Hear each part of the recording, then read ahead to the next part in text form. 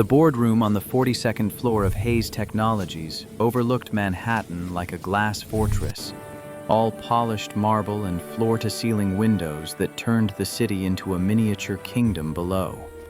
Victoria Hayes stood at the head of the table, her charcoal suit pressed to perfection, her presentation clicker resting in her palm like a weapon she'd never need to draw.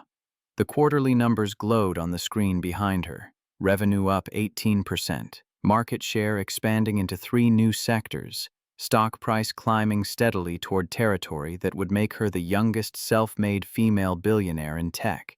The board members sat in leather chairs that cost more than most people earned in a month. Victoria had learned to read those faces years ago, back when being a woman in tech meant proving yourself twice as hard for half the credit. She didn't fight anymore. She won. Thomas Chen, the board chair, leaned forward, his silver reading glasses catching the light. His voice carried the careful neutrality of someone about to ask a question that mattered more than it seemed. Ms. Hayes, before we move to approval, I'd like to clarify something about the AI core system. Protocol 7, the one that runs our entire infrastructure. Victoria's finger hovered over the clicker. She'd presented this system a dozen times, watched it impress investors and intimidate competitors. Protocol 7 was the reason Hayes Technologies had pulled ahead of companies with 10 times their resources. What would you like to know? Who designed it? The question landed softly, but Victoria felt the weight of it. She glanced at the screen, at the elegant architecture of code that had transformed her company from a promising startup into an industry leader. Our team worked on it collaboratively. The primary architect was Marcus Bennett, our former VP of Technology. His name is on all the documentation now. We corrected the oversight last year. Thomas nodded, though something in his expression suggested this wasn't entirely news to him. I ask because Mr. Bennett has submitted a formal request to present at today's meeting. Something about the Bronx Youth Tech Initiative you're partnering with him on. He's waiting outside if you'd like to invite him in. Victoria's throat tightened in a way that had nothing to do with business and everything to do with the fact that 12 months ago she'd nearly destroyed the most important relationship in her life. Yes. Please send him in. Victoria's throat tightened in a way that had nothing to do with business and everything to do with the fact that 12 months ago she'd nearly destroyed the most important relationship in her life. Yes, please send him in. The door opened and Marcus Bennett walked into the boardroom with the same quiet dignity he'd carried the first night they'd met. He wore a suit that fit better than the one he'd worn to that initial office meeting, carried himself with the confidence of someone who no longer felt like a visitor in spaces designed for wealth. Their eyes met across the polished table, and Victoria felt the weight of everything that had happened between them. The mistakes, the forgiveness, the slow rebuilding of trust that had brought them to this moment. Mr. Bennett, Thomas said, gesturing to an empty chair. Please join us. We're eager to hear about the Bronx Youth Tech Initiative expansion. Marcus nodded his thanks, set his presentation materials on the table, and for just a moment, his gaze found Victoria's again. The slight curve of his lips said what he couldn't in this formal setting. We made it. Against all odds, through all the damage, we found our way back. Victoria returned the smallest of smiles, then straightened in her chair as the board settled in to listen. This wasn't the ending she'd imagined 12 months ago, standing in her hallway after Marcus had told her to stay away. But it was better than any ending she could have planned, because for once in her life, she'd let something unfold without trying to control it. 12 months earlier, her voice remained level, professional, the same tone she used to announce acquisitions or dismiss underperforming executives. But inside, something cold and sharp pressed against her ribs. Protocol 7 was hers. She'd built this company from a studio apartment in Brooklyn, survived on ramen and rejection letters, worked 100 hours a week for years to reach this moment. Someone claiming ownership of her foundation felt like theft, like someone reaching into her chest and trying to extract her heart. Thomas nodded slowly, and Victoria recognized the look in his eyes. Not quite doubt, but something close. The board meeting continued, moving through agenda items with mechanical efficiency, but Victoria barely heard the words. Her mind kept circling back to that name, that claim, the possibility that something fundamental about her empire rested on ground she didn't own. When the meeting adjourned, she returned to her office and pulled up HR records.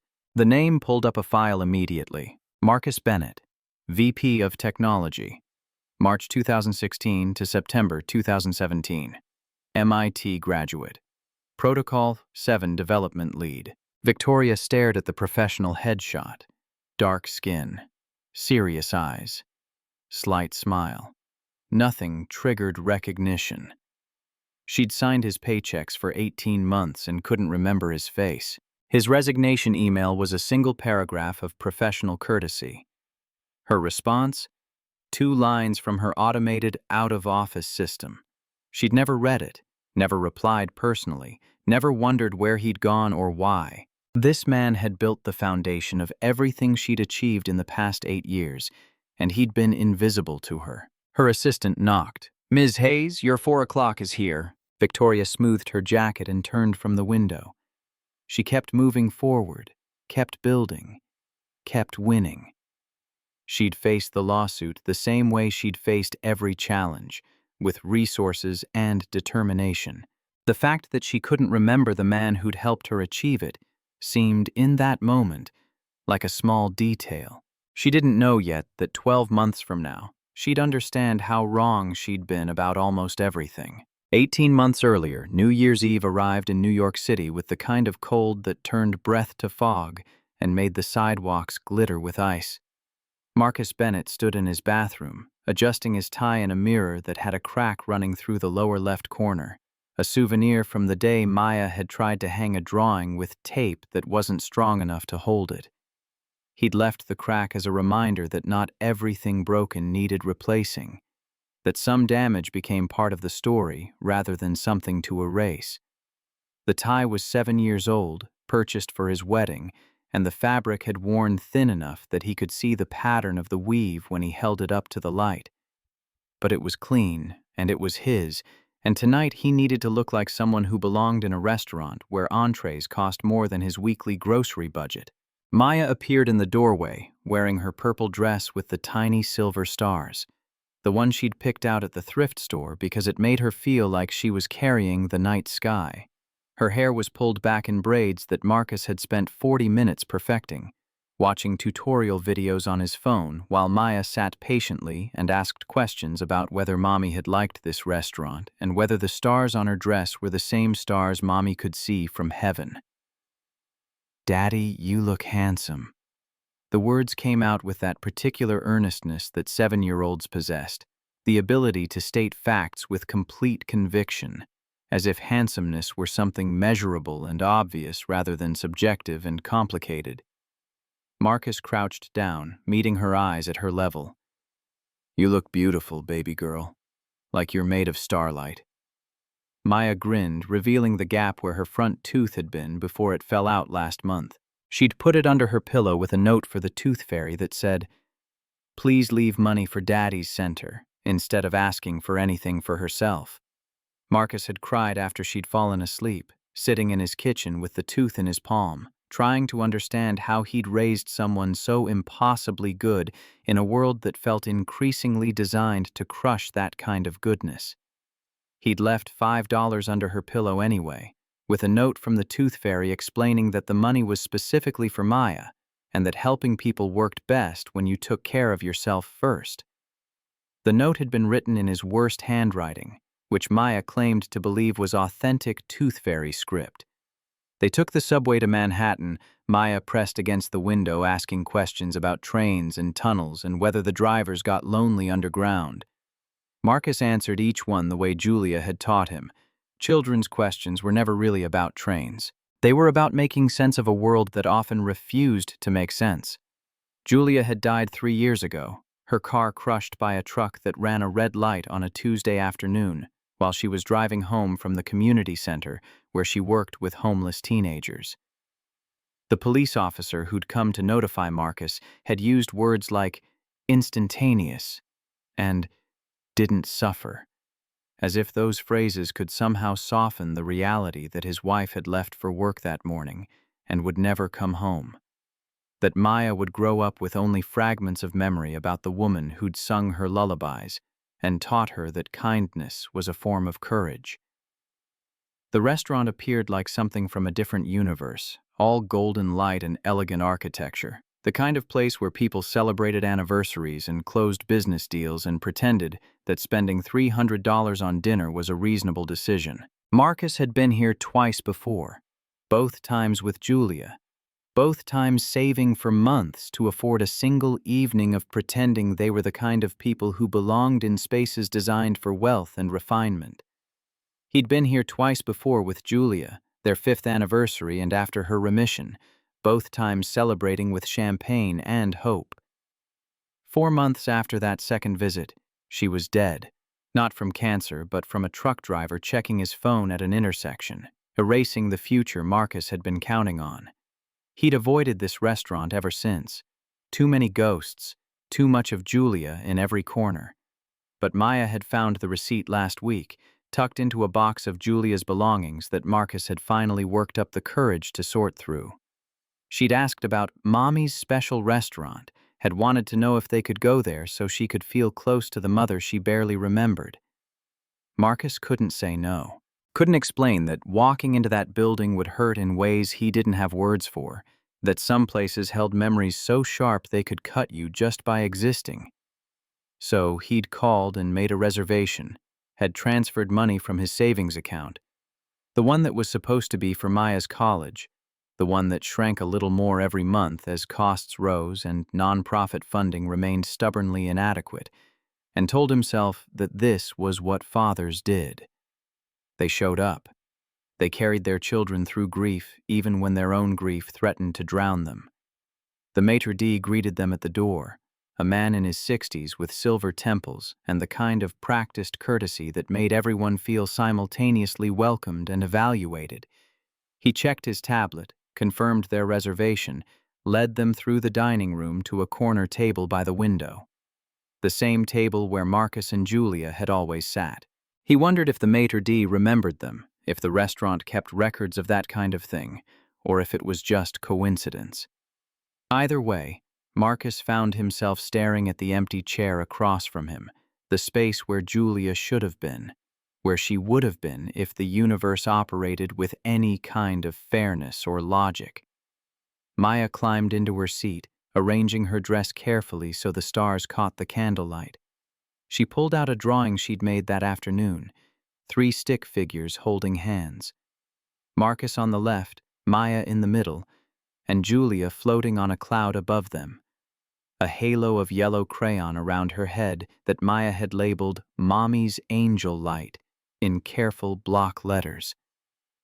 "Can we put it on the table so Mommy can see she's still part of dinner?"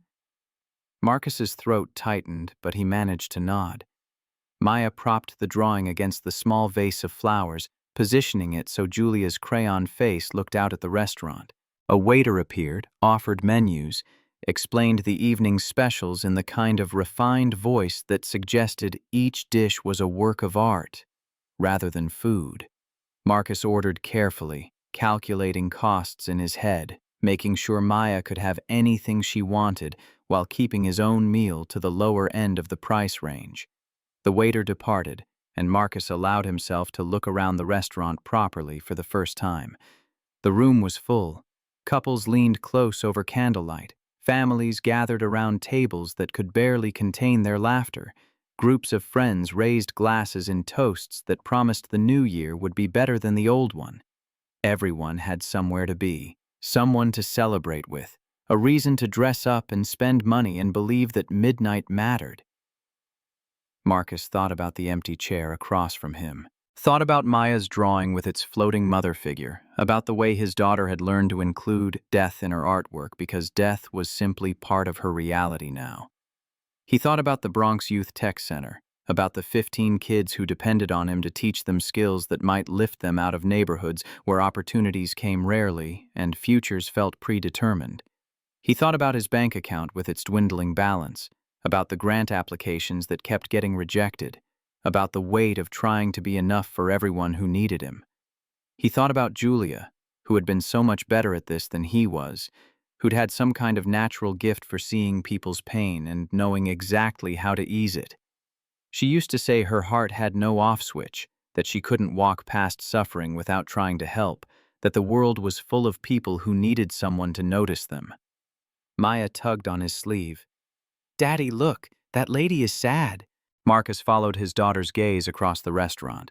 Near the entrance, a woman in an expensive coat was speaking with the maitre d', her posture perfect, but something in her shoulders suggesting a tension that went deeper than impatience. Even from a distance, Marcus could read the careful control in her expression, the way she held herself like someone who'd learned that showing vulnerability was a luxury she couldn't afford. "Maybe she's just tired, sweetheart." Maya shook her head, braids swinging with the certainty of her disagreement. "No, she's sad. Like the kind of sad where you smile but your eyes don't. Like you get sometimes when you think I'm not watching." The observation landed with more accuracy than Marcus wanted to acknowledge. He watched the woman turn and walk toward the door, her stride confident but something hollow in the way she moved. Something familiar. He knew that walk. Had perfected it himself in the months after Julia died, the appearance of composure when everything inside was crumbling. "She doesn't have anyone." Maya's voice was quiet, matter-of-fact, the way she stated truths that adults preferred to ignore. "Nobody's waiting for her." The words hit Marcus harder than they should have. He looked at the empty chair beside him, at Julia's crayon portrait propped against the flowers, at the restaurant full of people celebrating connections while this woman walked toward the cold night alone. He thought about what Julia would have done. She'd never been able to walk past someone in need without stopping, had possessed some kind of radar for human loneliness that Marcus had always admired but never quite understood. Now, sitting in the restaurant where he'd celebrated his life with her, staring at the space she should have occupied, he understood something he hadn't fully grasped before. He'd been eating dinner with a ghost for 3 years, carrying Julia's memory like a shield that protected him from having to risk connection with anyone new, using his grief as an excuse to stay closed off, to keep everyone at arm's length, to pretend that being a good father to Maya was enough. But Maya was 7 years old, and she'd just identified another person's loneliness with the kind of clarity that suggested she knew exactly what it looked like, which meant she'd been watching him, studying his isolation, learning that losing someone meant building walls rather than bridges. That realization felt like ice water down his spine. Marcus stood up. The movement was instinctive, the decision made before he'd fully processed the implications. Maya looked up at him, her face brightening with something that looked like relief, as if she'd been hoping he'd do exactly this. "We're inviting her?" "Yeah, baby, I think we are." He walked across the restaurant, weaving between tables, aware of the woman's hand on the door handle, aware that he had maybe 10 seconds before she disappeared into the Manhattan night, and this moment passed into the category of chances not taken. His heart hammered against his ribs, not from fear of rejection, but from the sudden weight of what he was about to do. Invite a stranger into the space where Julia's memory lived. Acknowledge that the empty chair existed and could be filled. "Excuse me." The woman turned, and Marcus saw her face properly for the first time. She was younger than he'd expected, maybe mid-40s, with features that suggested she'd been beautiful once, and still would be if the hardness in her expression ever softened. Her eyes carried the particular wariness of someone who'd learned to anticipate trouble, to calculate the angle before anyone revealed what they wanted. "We have an extra chair at our table. You're welcome to join us, if you want." The offer came out simpler than he'd planned, stripped of explanation or justification. The woman's eyes flicked past him to where Maya sat, then back to his face, searching for whatever angle this represented. "I'm fine, but thank you." Her voice matched her appearance, controlled, polished, designed to end conversations rather than encourage them. Marcus recognized the tone because he'd used it himself, the verbal equivalent of a closed door. But he also heard something underneath it, a slight crack in the perfect surface that suggested the door wasn't locked quite as firmly as it appeared. Maya appeared beside him, having abandoned her seat to join the mission. She looked up at the woman with the kind of unfiltered directness that children possessed before the world taught them to look away from discomfort. "Please. It's sad to eat alone on New Year's, and we have space. Daddy says everyone should have somewhere to be when the year changes." The woman's expression flickered, some emotion moving beneath the controlled surface too quickly for Marcus to identify. She looked down at Maya, then back at Marcus, and something in her posture shifted fractionally. "Okay. Thank you." She followed them back to the table, and Marcus pulled out the chair that had been empty all evening, the space where Julia should have been. The woman sat down carefully, as if the furniture might be a trap, her expensive coat draped over her shoulders in a way that suggested she wasn't fully committing to staying. "I'm Marcus. This is my daughter, Maya." Victoria. No last name offered, no explanation of why she'd been alone or where she'd come from. Just a single word that felt like a test, as if she were waiting to see whether Marcus would push for more information or accept what she chose to give. Maya picked up her menu, studying it with the serious concentration she brought to everything that mattered. "What do you do, Miss Victoria?" The question was innocent, the kind of thing children asked because they genuinely wanted to know, not because they were gathering intelligence or making judgments. Victoria's pause suggested she was calibrating her response, deciding how much truth to share. "I work with technology. Computers. Daddy works with computers too. He teaches kids how to code. He's really good at fixing things that are broken." Marcus felt heat rise to his face, the particular embarrassment of having a 7-year-old serve as your hype man. "Maya thinks everyone's a genius. Don't let her inflate your expectations." Victoria's lips curved slightly, not quite a smile, but something approaching it.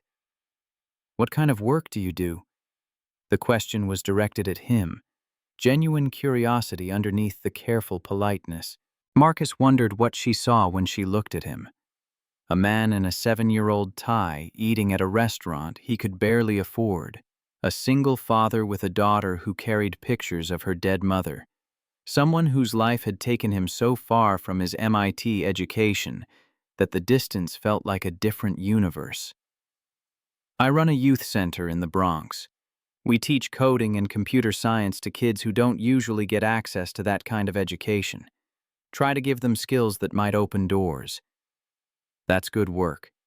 The words were polite but felt genuine, absent the performative enthusiasm that wealthy people sometimes deployed when discussing charitable endeavors.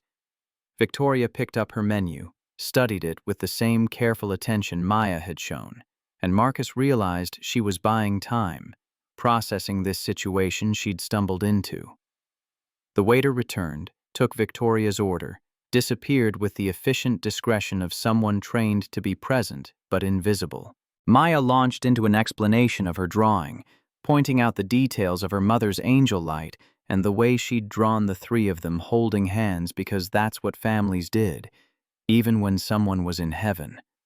Victoria listened without interrupting, without the glazed expression adults sometimes adopted when children talked about things that made them uncomfortable.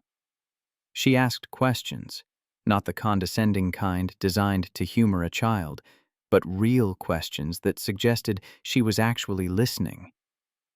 "Your mother sounds like she was special." Maya nodded with absolute certainty. "She was the best. Daddy says she could see people's hearts, that she always knew when someone needed help." "Do you have kids?" Victoria's expression tightened almost imperceptibly. "No, I work a lot." "Don't you get lonely?" The question landed in the sudden silence like a stone dropped into still water. Marcus touched Maya's hand gently, a silent signal that she was venturing into territory that might be too personal. But Victoria's eyes had gone distant, focused on something far beyond the restaurant's elegant walls. Yes, sometimes I do.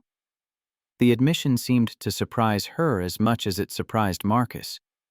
Victoria blinked as if waking from a momentary trance and reached for her water glass with a hand that trembled slightly before she caught herself and steadied it. Marcus recognized the gesture. The small betrayal of control quickly suppressed, the way people caught themselves revealing more than they'd intended and tried to walk it back.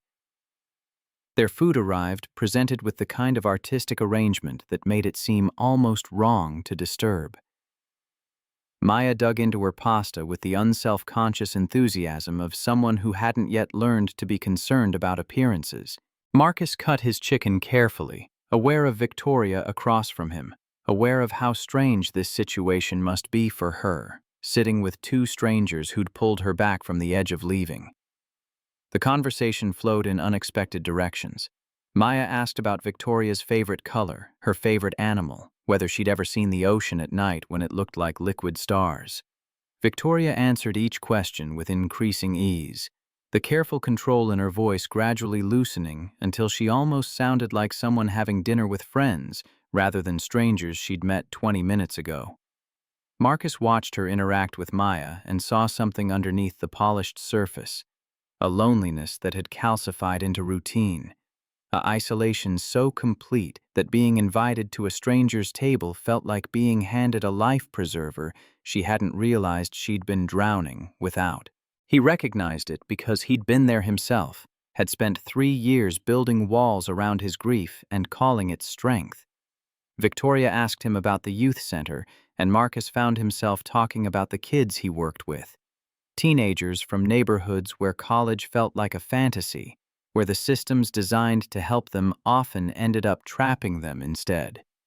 He talked about teaching coding to students who'd never touched a computer that wasn't cracked or outdated, about watching them discover they were good at something that could translate into careers and futures and ways out. It sounds like you're making a real difference. Victoria's voice carried something that might have been envy, though it disappeared too quickly for Marcus to be certain. I'm trying. Funding is always tight, equipment is always outdated, and sometimes I wonder if I'm actually helping or just putting a Band-Aid on problems that need surgery. But the kids keep showing up, so I keep showing up too. That's more than most people do. The words were quiet, almost lost in the ambient noise of the restaurant, but Marcus heard the weight behind them. He wanted to ask what she meant, wanted to understand what kind of life produced that particular tone of self-judgment. But Maya chose that moment to knock over her water glass. The liquid spread across the white tablecloth in a dark stain, reaching toward Victoria's side of the table with the inevitability of spilled things seeking lowest ground. Maya's face crumpled, her eyes going wide with the kind of panic that suggested she thought she'd ruined everything. I'm sorry. Victoria reached out before Marcus could move, catching the glass before it rolled off the table, grabbing a napkin to dam the worst of the spread. Her expensive coat had caught some of the water, a dark patch spreading across the fabric that probably cost more than Marcus's monthly rent. Hey, it's okay, it's just water. Maya looked up at her, tears threatening to spill over. But I got your pretty coat all wet. Coat's dry. And honestly, Victoria looked down at the garment with an expression Marcus couldn't quite read, something that might have been revelation or resignation. I never really liked this one anyway. Too expensive for what it is. Just something I bought because someone told me it was what successful people wore. The confession seemed to surprise her even more than her earlier admission about loneliness. She met Marcus's eyes over Maya's head, and something passed between them that felt like recognition. Two people who'd been performing their lives for so long they'd forgotten what it felt like to just exist. The waiter appeared with fresh napkins and a new tablecloth, managing the crisis with the smooth efficiency of someone who'd seen worse. Maya's tears dried as quickly as they'd threatened, her resilience bouncing back with the elasticity of childhood. Victoria ordered dessert for the table without asking permission, and Marcus didn't have the heart to tell her he'd been calculating whether he could afford it. They ate chocolate cake that tasted like it cost more than it should, and Maya told stories about her second-grade class and the boy who ate paste and the girl who could do a handstand for a full minute. Victoria listened with the kind of attention that suggested she was cataloging these details, storing them away as if they mattered, as if the mundane details of a 7-year-old's life were worth remembering. The restaurant began counting down to midnight around them, the energy in the room building like an approaching wave. Champagne appeared on tables, people stood and gathered in clusters, the air filled with anticipation for the moment when the calendar would turn and everyone could pretend the future might be different from the past. Marcus pulled Maya close, feeling her small body fit against his side the way it had since she was an infant. He thought about Julia, about how she should have been here for this, about how Maya was growing up without the person who'd loved her most fiercely. He thought about the empty chair that had been filled for one evening by a stranger who felt less strange with every passing minute. 10, 9, 8. Maya turned to Victoria, her face bright with excitement, uncomplicated by the adult awareness of how arbitrary midnight really was. "Happy New Year, Miss Victoria." She threw her arms around Victoria's shoulders in a hug that was brief but fierce, the way only children hugged, without reservation, without calculation, without the 1,000 small hesitations that adults carried. Victoria's arms came up slowly, as if she'd forgotten how to receive affection, her hand settling carefully on Maya's back before the girl pulled away. Victoria's eyes were wet when Maya released her, though she blinked rapidly and turned toward the window, pretending sudden interest in the view of the city. Marcus recognized the gesture, the quick recovery, the refusal to let emotions spill over into something visible, and therefore vulnerable. "Happy New Year." Victoria's voice was quieter than it had been all evening, scraped raw by something she probably hadn't expected to feel. Marcus extended his hand across the table, and she took it after a moment's hesitation. Her grip was firm but not crushing, the handshake of someone who'd learned to match force with force but didn't quite remember how to let it soften into something gentler. "Happy New Year, Victoria. Thank you for staying. Thank you for inviting me." The words were simple, but Marcus heard layers underneath them. Gratitude that went deeper than a shared meal, acknowledgement of something neither of them had quite named, but both recognized. They'd saved each other tonight, in small ways that might not seem like salvation, but were. Pulled each other back from different kinds of cold that had nothing to do with the winter waiting outside. The restaurant slowly returned to its normal rhythm as midnight receded into the past. People settled back into their seats, ordered more wine, resumed conversations that would carry them toward closing time. Marcus signaled for the check, his stomach tightening slightly at what the number would be, reminding himself it was worth it for Maya, for the memory of Julia, for whatever this strange evening had become. Victoria reached for her purse. "Let me—" "No." The word came out sharper than Marcus intended, and he softened his tone immediately. "Thank you, but this is my table. You were our guest." He could see her wanting to argue, could see the instinct in her to solve this problem with money the way she probably solved most problems. But something in his expression must have communicated that this mattered, that accepting her generosity would shift the evening from an act of kindness into a transaction he couldn't afford in more ways than one. Victoria's hand retreated from her purse. "All right." They gathered their belongings, Maya clutching her drawing carefully to keep Julia's crayon face from smudging. Victoria stood, smoothing her coat with its water stain, and Marcus saw her hesitate before pulling a business card from her purse. She held it out, her expression carefully neutral.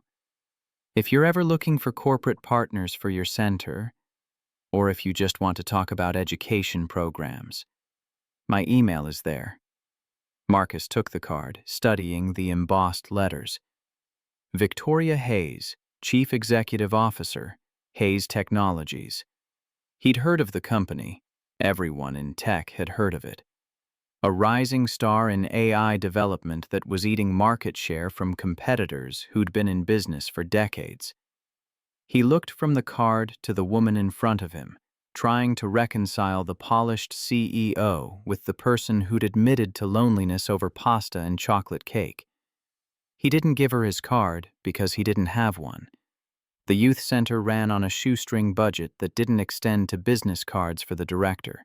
Instead, he pulled out his phone and showed her the center's website, the simple design that Rosa had built for free during her lunch breaks. Bronx Youth Tech Center, if you're ever in the neighborhood. Victoria took her own phone out, took a picture of his screen rather than asking him to text her the link. The gesture felt deliberate, a way of keeping control over when and how she might reach out, maintaining the careful distance even as something between them suggested distance was the last thing either of them wanted. Maya tugged on Victoria's coat, looking up with her gap-toothed grin. "Will we see you again?" The question was simple, but the silence that followed it felt heavy with implications.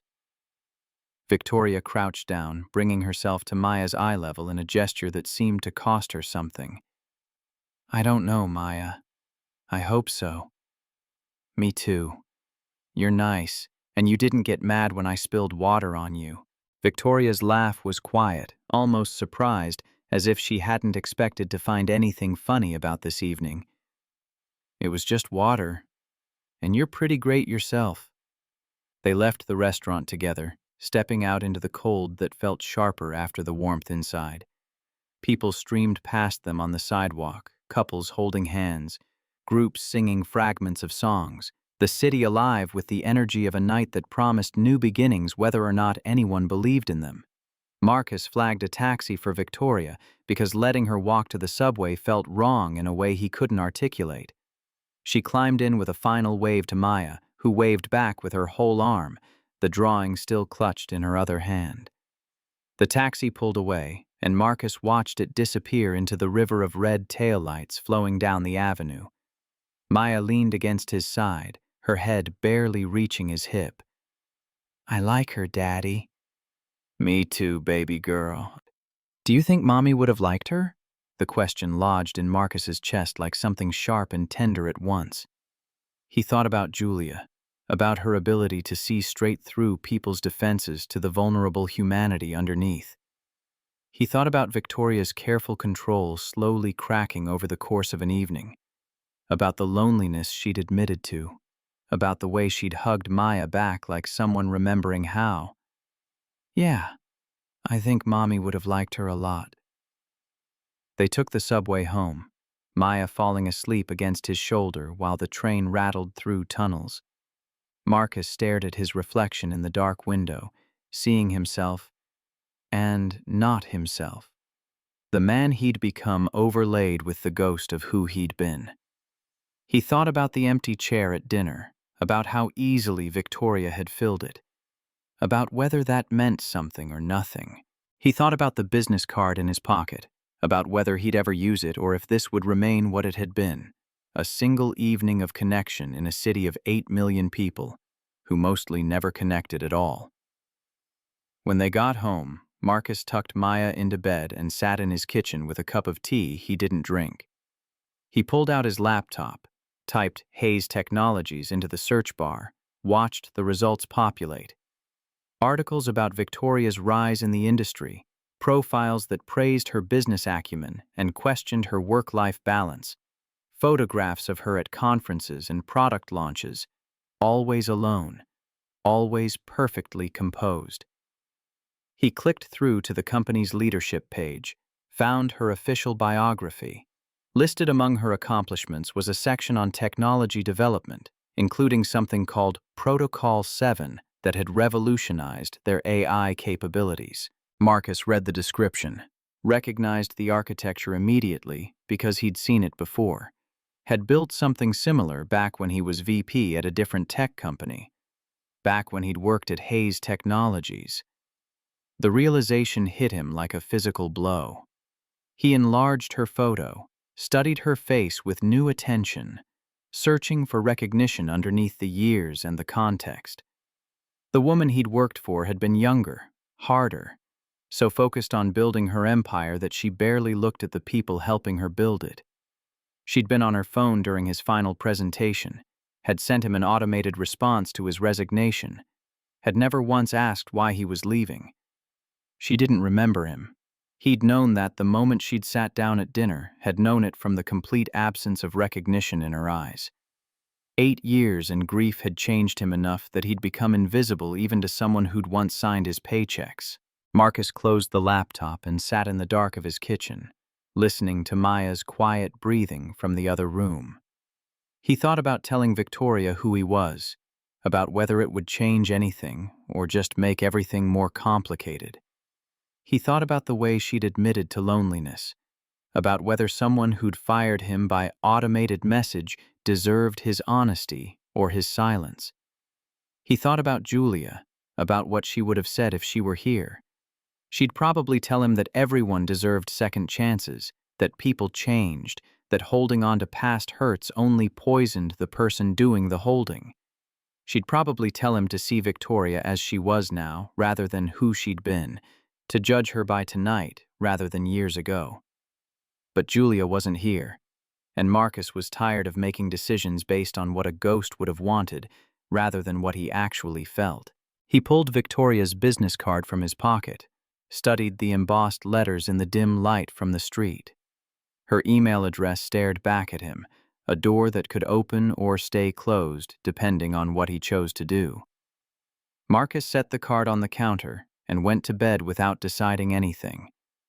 Tomorrow would come whether he was ready for it or not, and he'd figure out what to do with tonight when tomorrow forced him to. He didn't know yet that Victoria was sitting in her penthouse with the same business card in her hand, the one she'd photographed rather than asking for, trying to understand why a stranger's kindness had cracked something inside her that she'd thought was sealed shut. He didn't know that in 18 months they'd both understand that some encounters weren't accidents at all, but rather the universe's way of giving people exactly what they needed, even when they were too lost to ask for it. He didn't know that the empty chair at dinner had been filled by the one person who could teach him that letting someone new in didn't erase the person who'd left, that love wasn't a finite resource that ran out when you gave it to someone else. He only knew that tonight had felt like something important, even if he couldn't yet name what that something was. And sometimes, that was enough. 4 days passed before Marcus opened his laptop and typed Victoria's name into the search bar again. He told himself he was just curious, that looking up someone you'd shared dinner with didn't mean anything more than basic due diligence in an age where strangers could be anyone. But his hands knew better than his rationalizations, and they typed her company name with the muscle memory of someone who'd done this before. Hayes Technologies. The logo appeared instantly, that clean geometric design that tech companies favored when they wanted to look innovative without being threatening. Marcus clicked through to the About page, past the mission statement about transforming industries through artificial intelligence, past the diversity statement that probably looked good on paper but meant nothing in practice, until he found the leadership section. Victoria's photo occupied the top position, larger than the other executives, her expression serious but approachable in that calculated way of professional headshots. Below her face, the biography detailed her rise from a studio apartment startup to a billion-dollar valuation, the kind of story that business magazines loved because it suggested anyone could make it if they just worked hard enough and wanted it badly enough. Marcus scrolled down to the technology section, found the paragraph about Protocol 7.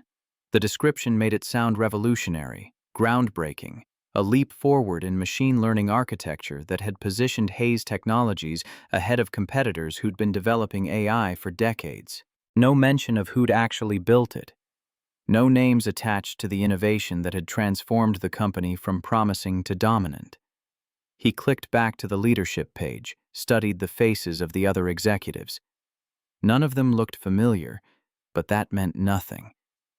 8 years was long enough for an entire organization to turn over, for the people who'd built the foundation to be replaced by those who'd arrived after the foundation was already solid. His phone buzzed. Rosa's name appeared on the screen, a text asking if he was coming to the center today or if she should start the afternoon coding session without him. Marcus glanced at the clock, realized he'd been staring at his laptop for 40 minutes, lost in the strange territory between past and present where Victoria existed as both the CEO who'd barely noticed him and the woman who'd admitted to loneliness over chocolate cake. He closed the laptop without answering the question of what he planned to do with the information he'd found. The center needed him, and 15 teenagers didn't care about his complicated history with a billionaire who didn't remember his name. They cared about whether the computers would work today, whether the donated equipment would last another semester, whether learning to code would actually translate into the opportunities Marcus kept promising them it would. The Bronx Youth Tech Center occupied the second floor of a building that had been a garment factory in the 1950s, a community center in the 1980s, and a series of failed businesses in between. The space was large and drafty, with industrial windows that rattled in winter and inadequate air conditioning that barely functioned in summer. The computers lined up on folding tables were a mixed collection of donations from companies upgrading their equipment, none of them less than 5 years old, several of them held together with electrical tape and optimism. Rosa looked up when Marcus entered, her expression shifting from concentration to relief. She was 10 years older than him, a former software engineer who'd left corporate work after her son was born and never quite found her way back. She volunteered 3 afternoons a week, teaching with the kind of patience that suggested she genuinely enjoyed explaining the same concept 17 different ways until someone finally understood. "Thought you might have forgotten us." "Just running late, sorry." Rosa studied him with the particular attention of someone who'd known him long enough to read the spaces between his words. "You okay? You seem distracted." Marcus hung his coat on the rack by the door, bought time by checking which students had already arrived. 7 of them scattered around the room, some working independently on projects, others clustered around a single screen arguing about the best way to debug a function that kept returning errors. "I'm fine, just thinking about funding. The grant application for the city program is due next week." It wasn't exactly a lie. The grant application was due, and he had been thinking about it, even if that wasn't what had kept him staring at his laptop for 40 minutes that morning. Rosa accepted the explanation with a small nod, though her eyes suggested she wasn't entirely convinced. The afternoon unfolded in the familiar rhythm of teaching, helping a student understand why their loop wasn't terminating, explaining recursion for the 3rd time to someone who kept insisting it made no sense, celebrating when a 15-year-old successfully built her first functioning calculator program. Marcus lost himself in the work the way he always did, letting the immediate needs of the students push everything else into background noise. At 5 o'clock, Rosa started shutting down computers while Marcus gathered abandoned notebooks and pencils. The students filtered out in clusters, their voices echoing in the stairwell as they argued about homework and weekend plans and whether the subway or the bus would get them home faster. Rosa waited until the last student left before speaking. "You going to tell me what's really bothering you?" Marcus looked up from the notebook he was organizing, met her eyes, and found himself suddenly tired of carrying information alone. "I had dinner on New Year's Eve, at that restaurant Julia and I used to go to." Rosa's expression softened immediately. "How was that?" "Hard. Good. Complicated." He paused, weighing how much to share, then decided that keeping secrets took more energy than speaking truth. "We invited someone to sit with us, a woman who was there alone." Maya noticed she looked sad. And we had dinner together. She was nice. Good with Maya. Seemed like she needed the company as much as we needed to not be eating with a ghost. Rosa leaned against one of the tables, crossing her arms in the universal posture of someone settling in for a longer conversation. This is the part where you tell me what's making you look like someone just told you the sun isn't actually a star. Marcus pulled out his phone, navigated to Victoria's company page, handed the device to Rosa. She studied the screen, her expression shifting from neutral to confused to something that might have been disbelief. Wait, this is the woman from dinner? Victoria Hayes? Yeah. The CEO of Hayes Technologies? Yeah. Rosa scrolled through the page, reading quickly. Marcus, this company is worth billions. She's one of the most successful women in tech. What was she doing eating alone on New Year's Eve? Being lonely. Same as me. Rosa looked up from the phone, her eyes sharp with understanding. You didn't tell her who you are. It wasn't a question. Marcus took the phone back, pocketed it without looking at the screen again. She didn't recognize me. 8 years and grief change a face enough that I was invisible to someone who used to sign my paychecks. Are you going to tell her? The question hung in the dusty air between them. Marcus thought about Victoria's admission over dinner, about the crack in her carefully controlled surface when she'd said yes to loneliness. He thought about the way she'd looked at Maya's drawing of Julia's angel light, about how she'd ordered dessert without asking and hugged his daughter back like someone remembering how. I don't know. Part of me wants to see if she's changed. If she can actually see people now instead of just using them. Rosa pushed away from the table, gathered her coat and bag with the efficient movements of someone who'd said what she needed to say and was ready to leave the decision with its owner. Just remember that testing people usually tells you more about yourself than about them. She left before Marcus could respond, her footsteps fading down the stairwell until the building settled into its evening quiet. Marcus sat in the empty classroom, surrounded by old computers and half-finished projects, and the accumulated hope of teenagers who believed him when he said their futures could be different. His phone buzzed. An email notification appeared on the screen, the sender's name making his breath catch slightly. Victoria Hayes. Subject line: Partnership Opportunity. Marcus opened the message, his heart beating harder than the situation warranted. Mr. Bennett, I wanted to follow up on our conversation at dinner regarding your youth center. Hayes Technologies is exploring corporate partnership opportunities with educational nonprofits, particularly those focused on underserved communities. I'd be interested in learning more about your program and discussing potential collaboration. Would you be available for a meeting at my office? Best regards, Victoria Hayes. The email was professional, carefully worded, the kind of corporate outreach that probably went out to dozens of organizations every month. But Marcus recognized the subtext underneath the formal language. This was Victoria reaching out, choosing to maintain the connection they'd started over dinner instead of letting it dissolve into the category of pleasant but meaningless encounters. He read the message 3 times, analyzing each word for hidden meanings, searching for clues about what she wanted beyond the stated purpose. Partnership opportunities could mean money, equipment, mentorship, or nothing at all. Corporate interest in nonprofits often translated into photo opportunities and press releases that generated goodwill without requiring substantial commitment. But there was another possibility. Maybe Victoria actually cared. Maybe something about that dinner had affected her the same way it had affected him, opened a door that had been closed for so long she'd forgotten it existed. Maybe she was reaching out not because her company needed another tax deduction, but because she'd seen something in his work, or in him, that mattered. Marcus started typing a response 4 different times, deleting each attempt before it progressed past the first sentence. Too eager, too casual, too formal, too presumptuous. He finally settled on something that struck a balance between professional interest and personal acknowledgement. Ms. Hayes, thank you for reaching out. I'd be happy to discuss potential partnership between Hayes Technologies and Bronx Youth Tech Center. I'm available Thursday afternoon if that works with your schedule.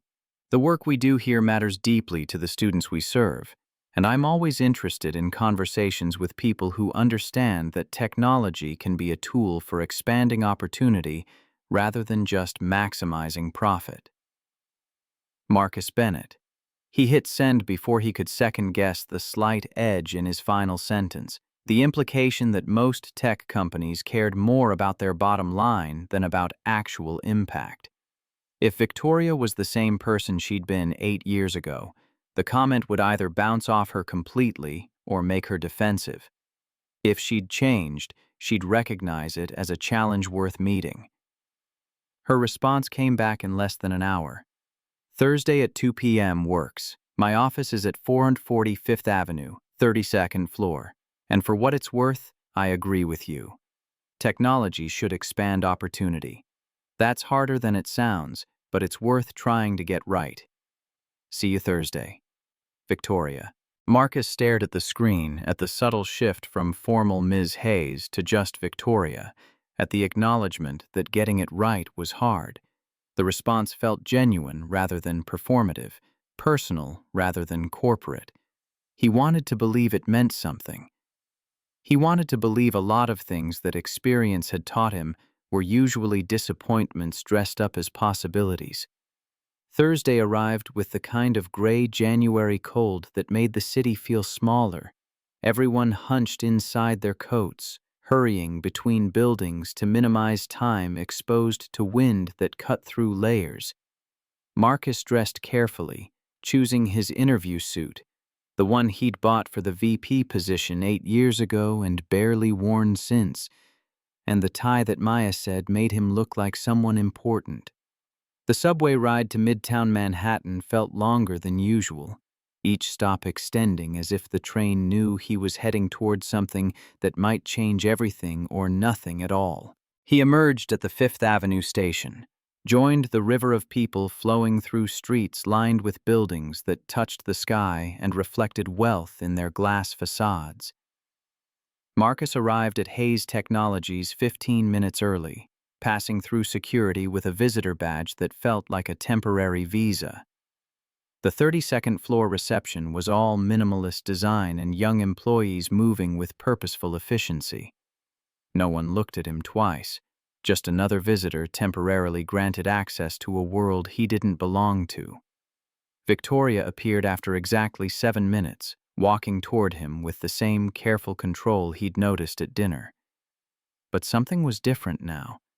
The expensive coat was gone, replaced by a charcoal blazer over dark pants, and her hair was pulled back in a way that made her face sharper, more severe. This was CEO Victoria, the woman whose photo appeared on magazine covers and conference stages, the one who commanded rooms full of people who controlled billions of dollars. She extended her hand, and Marcus stood to shake it, noting the firmness of her grip and the way her eyes scanned his face as if searching for something specific. Mr. Bennett, thank you for coming. Ms. Hayes, I appreciate you making time. The formality felt strange after the intimacy of their dinner conversation, but Marcus understood the necessity. This was her territory, her professional space, and he was here as a potential partner rather than a stranger she'd shared a meal with.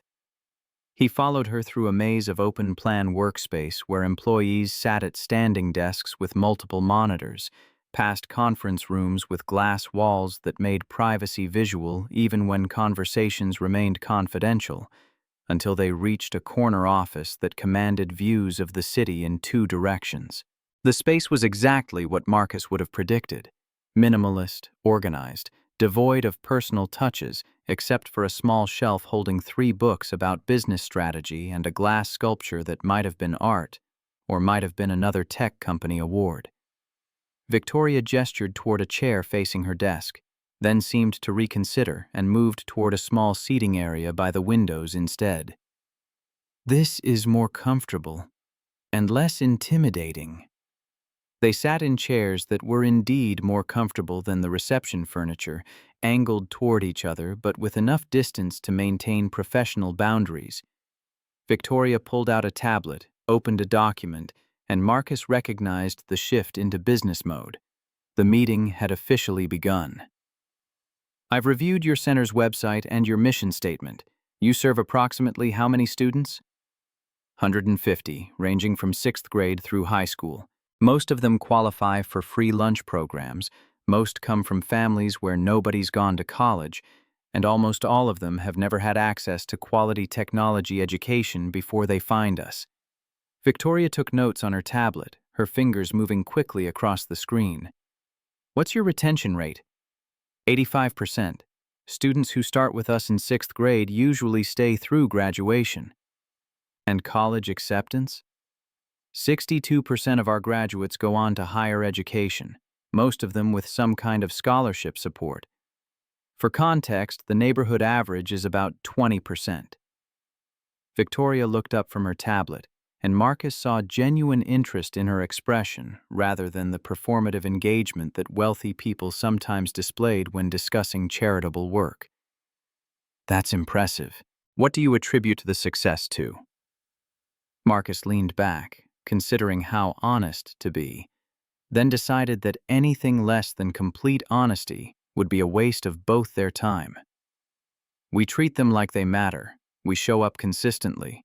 We don't make promises we can't keep, but we keep every promise we make. And we teach them skills that are actually valuable rather than just checking boxes on someone's diversity initiative. The last part came out sharper than he'd intended, but Victoria didn't flinch. Instead, something that might have been respect flickered across her face. You think most corporate education programs are just checking boxes? I think most corporate education programs are designed to make companies feel good about themselves, while changing as little as possible about the actual systems that keep kids in my neighborhood from accessing opportunity. Victoria set down her tablet, giving him her full attention in a way that reminded Marcus of dinner, of the moment she'd admitted to loneliness and something in her carefully maintained surface had cracked. You're probably right. And for what it's worth, I don't want this to be another photo opportunity for our corporate social responsibility page. If Hayes Technologies partners with your center, I want it to actually help your students. Then what are you offering? The question was direct, possibly too direct for a first meeting, but Marcus was tired of dancing around substance. Victoria didn't seem offended by the bluntness. She stood, walked to her desk, retrieved a folder, brought it back to the seating area. Equipment upgrade, 30 new computers, proper networking infrastructure, software licenses for professional development tools, plus mentorship. I'd commit several of our senior engineers to spending time at your center, working directly with students who show aptitude for advanced programming. Marcus took the folder, opened it, found detailed specifications for equipment that would transform his center from barely functional to actually competitive with what students in wealthy neighborhoods had access to. The total value listed at the bottom made his breath catch. This is $65,000 worth of equipment. Is that a problem? Marcus looked up from the folder, met Victoria's eyes, and saw genuine confusion there. She actually didn't understand why receiving this much help might be complicated for him.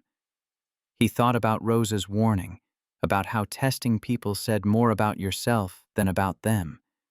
He thought about the distance between the world Victoria inhabited and the world his students lived in. The gap so wide that generosity from one side could feel like condescension to the other. Ms. Hayes, Victoria, this is incredibly generous. But I need you to understand something. These kids, they're proud. They don't want charity. They want to earn what they get, to prove they're good enough to deserve the same opportunities that other kids take for granted. This isn't charity, it's investment. I'm not giving your center equipment out of pity. I'm doing it because developing talent in underserved communities is good business strategy, and because your retention and college acceptance numbers suggest you're doing something worth supporting. The answer was smooth, probably rehearsed, the kind of corporate language that made exploitation sound like empowerment. But underneath it, Marcus heard something that might have been sincerity, or might have been Victoria's talent for making people believe what she wanted them to believe. And what do you get out of it? Tax deduction. Positive press if we want it, though we don't have to publicize the partnership if you prefer. access to potential future employees who've been trained in our preferred methodologies, and she paused, and Marcus saw the careful control slip slightly, revealing something more personal underneath. And the knowledge that I'm actually helping, instead of just writing checks and pretending that solves anything. The admission surprised him, its honesty cutting through the corporate language like light through fog. Marcus closed the folder, set it on the table between them, and made a decision that felt both necessary and potentially catastrophic. "Can I ask you something personal?"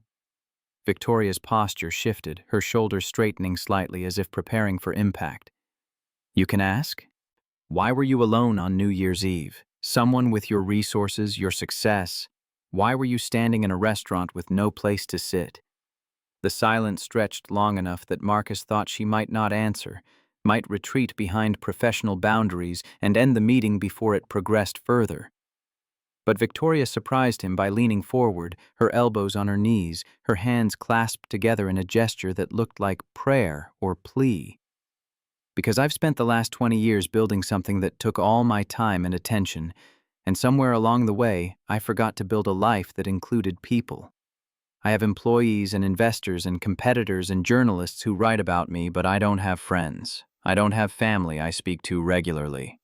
I don't have anyone who would notice if I disappeared for a week except to wonder why emails weren't getting answered." The words came out flat, stated as facts rather than confessions, but Marcus heard the pain underneath them. He recognized it because he'd felt it himself, that particular loneliness of being surrounded by people who needed you for what you could do rather than who you were. "That sounds hard." "It is. And I didn't realize how hard until your daughter invited me to sit at your table. And for 3 hours, I got to be just Victoria instead of the CEO or the billionaire or the woman on magazine covers. I got to be someone having dinner with people who didn't want anything from me except company." Victoria looked up, met his eyes directly. "So yes, I'm offering your center $65,000 worth of equipment. And yes, it's partially because it makes good business sense. But it's also because you showed me kindness when you had no reason to. And I want to return that in the only way I know how. By being useful. By solving problems. By giving you resources you need." Ooh. Marcus absorbed this, turning it over in his mind, searching for the trap or the angle or the hidden cost. But all he found was what he'd seen at dinner. A woman who'd achieved everything she'd aimed for and discovered that achievement without connection was just expensive loneliness. "All right, let's talk about partnership. But I need you to understand something. If we do this, it's not because I'm grateful for your charity. It's because you're right.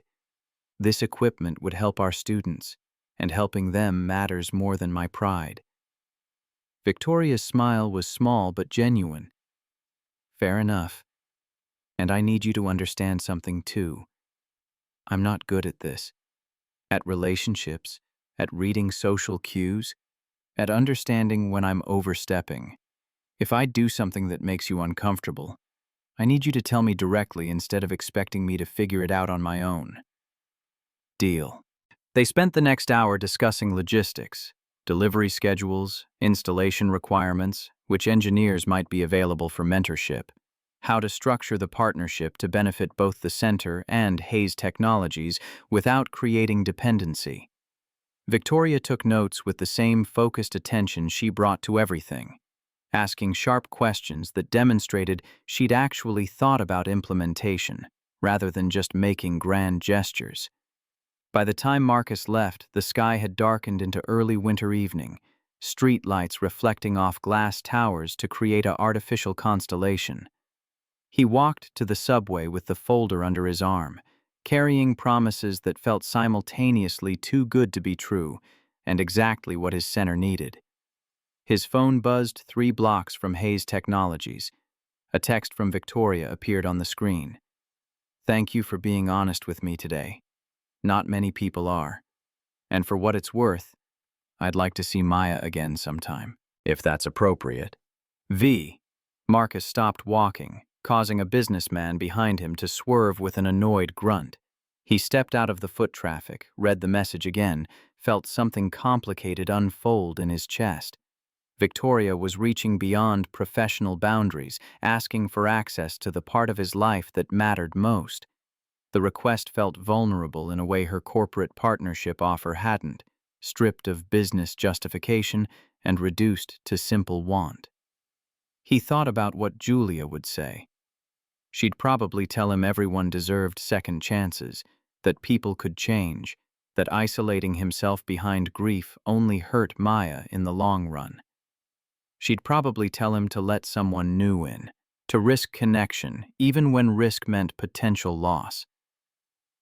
But Julia wasn't here to give advice, and Marcus was tired of making decisions based on what a ghost would want rather than what he actually felt. What he felt was complicated. Interest mixed with caution, hope mixed with skepticism, attraction mixed with the awareness that Victoria inhabited a world so different from his that the distance between them might be impossible to cross. He typed a response carefully. Maya would like that. She's been asking about you. Let me know when you're free and we can figure something out. M. The response came back almost immediately. Saturday? I could meet you at Prospect Park around noon if that works. V. Marcus agreed before he could overthink it, then pocketed his phone and descended into the subway, carried along by the current of commuters heading home to lives that ranged from joyful to tolerable to desperate. He wondered which category Victoria's life fell into, whether all that success and money and power translated into happiness or just more sophisticated forms of misery. Saturday arrived cold and bright, the kind of winter day that made the city look cleaner than it was. Sunlight turning dirty snow into something that almost sparkled. Marcus and Maya took the train to Brooklyn, Maya chattering about the drawing she'd made for Victoria. A picture of the three of them at the park with a caption that read, "Friends Forever," in careful block letters decorated with hearts and stars. They found Victoria near the entrance, standing slightly apart from the clusters of families and couples flowing in and out of the park. She wore jeans and a coat that looked expensive, but less aggressively so than her New Year's outfit. Her hair down instead of pulled back, sunglasses hiding her eyes even though the light wasn't bright enough to warrant them. Maya spotted her first, breaking into a run before Marcus could suggest they approach with more dignity.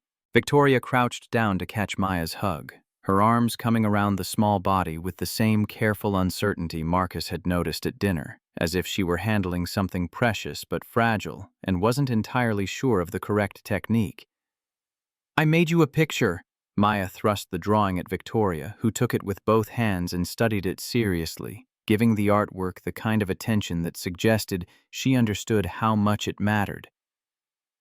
"This is beautiful, Maya. Can I keep it?" "Yes. That's why I made it for you. So you can remember we're friends." Victoria's voice was quiet when she responded, something raw in her tone that made Marcus's chest tighten. "I won't forget. I promise." They walked into the park together, Maya between them, her small hand alternating between holding Marcus's and Victoria's as her attention shifted between them. They discussed inconsequential things, the weather, the best kind of hot chocolate, whether pigeons counted as real birds or if their ubiquity disqualified them from proper bird status. Maya argued passionately that pigeons were absolutely real birds and deserved respect, which prompted Victoria to admit she'd never really thought about it before, but Maya made an excellent case. Marcus watched Victoria interact with his daughter and saw someone trying very hard to get something right without entirely understanding what right looked like. She asked questions and listened to the answers, laughed at Maya's observations even when they weren't particularly funny, maintained the kind of focused attention that suggested this mattered to her in ways that transcended professional obligation. They bought hot chocolate from a vendor near the lake. Maya spilled a drop on her coat, but Victoria just wiped it away. "Coats are meant to be lived in." "That's what Mommy used to say." Victoria glanced at Marcus, who nodded permission. Maya could talk about Julia. "Your mom sounds smart about what matters." She was. "You would have been friends. You're both good at noticing things." The observation was simple but perceptive in the way Maya's insights often were, cutting through complexity to identify essential truths. Victoria did notice things, not necessarily the same things Julia had noticed, but she paid attention in ways that suggested she was learning how, that the skill wasn't instinctive for her, but she was committed to developing it anyway. They spent 2 hours in the park, walking paths that looped around frozen ponds, watching dogs chase tennis balls, finding a playground where Maya could swing while Marcus and Victoria stood nearby and talked about nothing consequential. It felt normal in a way that surprised Marcus, this easiness between them despite the vast differences in their circumstances and histories. As they prepared to leave, Maya ahead of them on the path, Victoria touched Marcus's arm lightly. "Thank you for letting me come today." "Thank you for wanting to." Victoria hesitated, and Marcus recognized the expression, someone working up courage to say something that felt risky. "I'd like to do this again. Regularly, if that's okay. Not just park visits, but coffee sometimes, or dinner, or whatever works for your schedule. I know I'm probably overstepping, asking to be part of your life when we barely know each other, but—" She stopped, took a breath, started again. "I haven't had friends in a long time. I don't remember how to do it correctly. But I'd like to try. With you." The admission was vulnerable in a way that Marcus understood cost her something. Victoria was used to control, to knowing the right answers, to succeeding at whatever she attempted through sheer force of will and resources. Admitting she didn't know how to have friends was probably harder for her than closing billion-dollar deals. "I'd like that too. But I need you to understand. My life is complicated. I'm a single father with a demanding job that doesn't pay enough, living in a neighborhood you've probably never visited, trying to give my daughter stability while teaching teenagers that their zip code doesn't determine their future. If we're going to be friends, you need to see that reality, not some sanitized version I present to make you comfortable." Victoria met his eyes directly. "I don't want sanitized versions. I want real. I've had enough artificial in my life to last forever." Over the next month, Victoria became a regular presence in Marcus's life in ways that felt both natural and surreal. She showed up at the center one Tuesday afternoon, arriving without advance warning, and spent 3 hours helping students debug code and explaining the practical applications of algorithms with the kind of clarity that came from actually understanding the material rather than just teaching it. The students were initially intimidated by her obvious wealth and authority, but Victoria had a knack for asking questions that made them feel smart rather than stupid, for validating their approaches even when suggesting improvements. Rosa pulled Marcus aside after Victoria left. "She's good at this. Really good. Not just the teaching, but the connecting. She actually listens." Marcus had noticed the same thing. Victoria seemed genuinely interested in the students' lives beyond just their coding projects, asking about their schools and families and what they wanted to be when they grew up. She didn't talk down to them or perform caring. She actually cared, and it showed. The equipment arrived 2 weeks later, professionally installed by a team Victoria sent without fanfare. New computers replaced the aging machines, fast and powerful and capable of running professional software that Marcus's students had only dreamed of accessing. Network infrastructure was upgraded, making the internet connection reliable instead of perpetually frustrating. The transformation was dramatic, turning the center from barely functional to genuinely competitive with what students in wealthy districts had access to. Marcus called Victoria that evening to thank her, and she deflected the gratitude with the same discomfort she showed whenever anyone acknowledged her generosity. "It's just equipment. You're the one doing the actual work. It's more than equipment. It's the difference between promising students a future and actually giving them tools to build one." Victoria was quiet for a moment. "Can I tell you something?" "Of course." I've donated money to dozens of organizations over the years, written checks for amounts that would change people's lives, funded programs and scholarships and initiatives, but I've never actually seen what it meant. Never watched the equipment get installed or met the students who'd use it, or understood what difference it made beyond numbers in a report. This feels different. Better. Like I'm finally doing something that matters.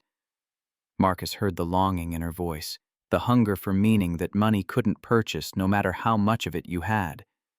He understood it because he'd felt something similar in reverse. The frustration of having purpose but lacking resources, of knowing exactly what needed to be done but being unable to do it without help. You could do this more often. Not just with my center, but with others. Actually show up, meet the people you're helping, understand what your money means in practice rather than theory. I'd like that. I'm just not sure how. My schedule is complicated, and most nonprofits want money more than they want my time. Then find ones that want both, or create space in your schedule regardless. If this matters to you, make it matter enough to prioritize. The conversation felt intimate, despite taking place over phone rather than in person, as if they were sharing truths that only emerged in darkness or distance. Marcus found himself wanting to know more about Victoria, not the public figure whose biography appeared in business magazines, but the person underneath who'd somehow ended up alone on New Year's Eve with nowhere to go. They started meeting for coffee every week, conversations ranging from the center's needs to debates about technology and inequality. The debates were never hostile but never soft. Both believed their positions deeply, weren't interested in polite agreement. Marcus found the intellectual engagement refreshing after years of careful conversations around grief and parenting. But beneath the surface of their developing friendship, something else was building, a tension that neither of them acknowledged but both felt. The way Victoria's eyes tracked Marcus when he talked about his students, the way his awareness of her sharpened when she leaned forward to make a point, the moments when casual touches lasted slightly longer than strictly necessary. They were dancing around attraction without naming it, both of them aware that naming it would change everything, and neither quite ready for that transformation. "Daddy, do you like Miss Victoria?" Maya asked over dinner one evening. Like her? Marcus set down his fork. "I care about her. She's a good friend. But what if you wanted more? Would that be okay?" The question exposed his fear that letting someone new in would betray Julia. But Maya was monitoring his grief, wanting him to heal. "Would it be okay with you?" Maya nodded seriously. "Mommy would want you happy. You smile more when Miss Victoria's around." The question exposed the fear Marcus hadn't fully acknowledged, that letting someone new in would somehow betray Julia, that moving forward meant leaving her behind, that Maya would feel replaced or forgotten if he ever loved anyone else. "Would it be okay with you if I dated someone?" Maya thought about it carefully, her face scrunched in concentration. "I think Mommy would want you to be happy, and you seem happier when Miss Victoria is around. You smile more, and you don't get that look you get sometimes when you think I'm not watching, the one where you seem really far away and sad." Marcus felt his throat tighten. His daughter was 7 years old, and she'd been monitoring his grief closely enough to notice when it eased. The realization was simultaneously heartbreaking and hopeful. She wanted him to heal, had been waiting for signs that he could. "I'll think about it, baby girl. But right now, Miss Victoria and I are just friends. That's enough for me." Maya nodded, apparently satisfied with this answer, and returned her attention to her dinner. But Marcus sat with the question she'd raised, turning it over in his mind long after she'd gone to bed.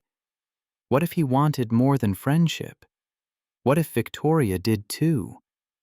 What would that mean for the careful equilibrium they'd established, for the professional partnership between their organizations, for Maya's heart if things didn't work out? The risks felt enormous. but so did the cost of not taking them, of living his entire life in the safe territory of what had been, rather than risking what might be. 3 weeks later, Victoria crossed a line she didn't realize existed. Marcus mentioned during their coffee meeting that the center needed to replace an aging printer, and Victoria nodded sympathetically while making mental notes. 2 days later, a brand new industrial printer arrived at the center, delivered by a technician who spent an hour setting it up and training Rosa on its features. Marcus called Victoria immediately, his voice tight with something she couldn't quite identify. "Did you send a printer to my center?" "Yes. You said yours was broken. I happened to know someone who could get one at cost, so I took care of it." "Is there a problem?" The silence on the other end of the line lasted long enough that Victoria realized there was, in fact, a problem. She just didn't understand what it was. "Victoria, we need to talk. Can you come to the center tonight after you finish work?" The request felt ominous, but Victoria agreed. She arrived at 7, the building mostly empty except for Marcus and Rosa, who gave her a look that might have been sympathy or warning before leaving them alone. Marcus was standing by the new printer, his arms crossed, his expression carefully controlled in a way that reminded Victoria of how he'd looked on New Year's Eve. Polite but distant. Present, but not really there. "Tell me what's wrong." Marcus took a breath, and Victoria saw him choosing words carefully. "You have to stop doing this. Stop buying things for my center without asking first. Stop solving problems I haven't asked you to solve." Victoria felt confusion sharp enough to be painful. "I don't understand. You needed a printer. I got you a printer. How is that a problem?" "Because you didn't ask if I wanted your help. You didn't check whether I had already ordered one or had a plan to address it.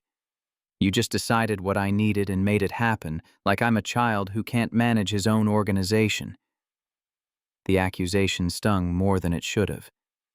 "That's not what I was thinking at all. I was just trying to help." "I know. But help without permission is control. And control, even when it comes from a good place, takes away my agency to make decisions about my own work." Victoria wanted to argue, wanted to explain that she hadn't meant to control anything, that she was just being efficient and using her resources to solve problems. But something in Marcus's expression stopped her. A hurt that went deeper than a printer. A frustration that had been building while she'd been oblivious. "How long have you felt this way?" "Since the computers arrived. Since you started volunteering without asking if I wanted your help. Since you inserted yourself into my center like you owned it." Each sentence landed like a small blow, revealing a pattern Victoria hadn't seen because she'd been too focused on solving problems to notice she was creating new ones. "I'm sorry, I didn't realize." "That's the problem. You don't realize. You're so used to fixing things that you can't see when fixing becomes overstepping." Victoria sat down in one of the student chairs, suddenly exhausted. "Tell me how to do better." Marcus sat across from her, his expression softening slightly. "Ask before you act. Check whether I actually want your help before you provide it. Understand that your money doesn't give you the right to make decisions about my center just because you've donated equipment. And respect that I've been running this place successfully for years without you, which means I'm capable of handling problems even if my solutions are slower or less expensive than yours would be." The critique was fair, and Victoria knew it. She'd been operating on instinct, see problem, solve problem, move on, without considering that the people she was helping might experience her solutions as intrusions. "I'll do better, I promise." "Good, because I want us to stay friends, but I can't be friends with someone who treats me like a project to be managed rather than a person to be respected." Victoria nodded, accepting the boundary even as part of her wanted to defend her intentions. She stood to leave, then hesitated. "Marcus? Thank you for telling me instead of just cutting me off. A lot of people would have just stopped returning my calls." "I thought about it.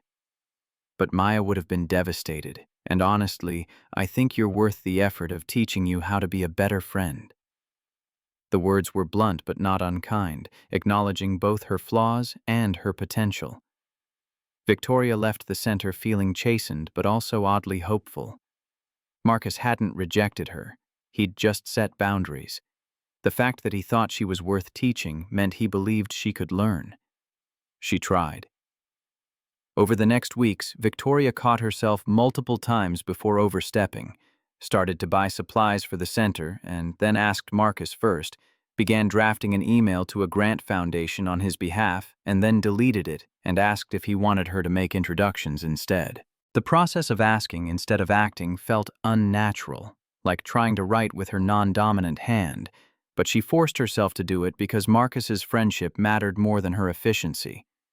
Most of the time, Marcus said yes to her offers, but sometimes he said no, and those refusals were important even when they frustrated her.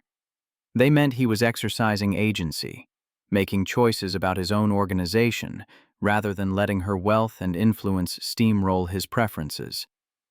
Their friendship deepened through this process of learning boundaries and respecting them. Victoria told Marcus about her childhood, wealthy parents who measured love in achievements, a house where affection was rationed and approval had to be earned through excellence.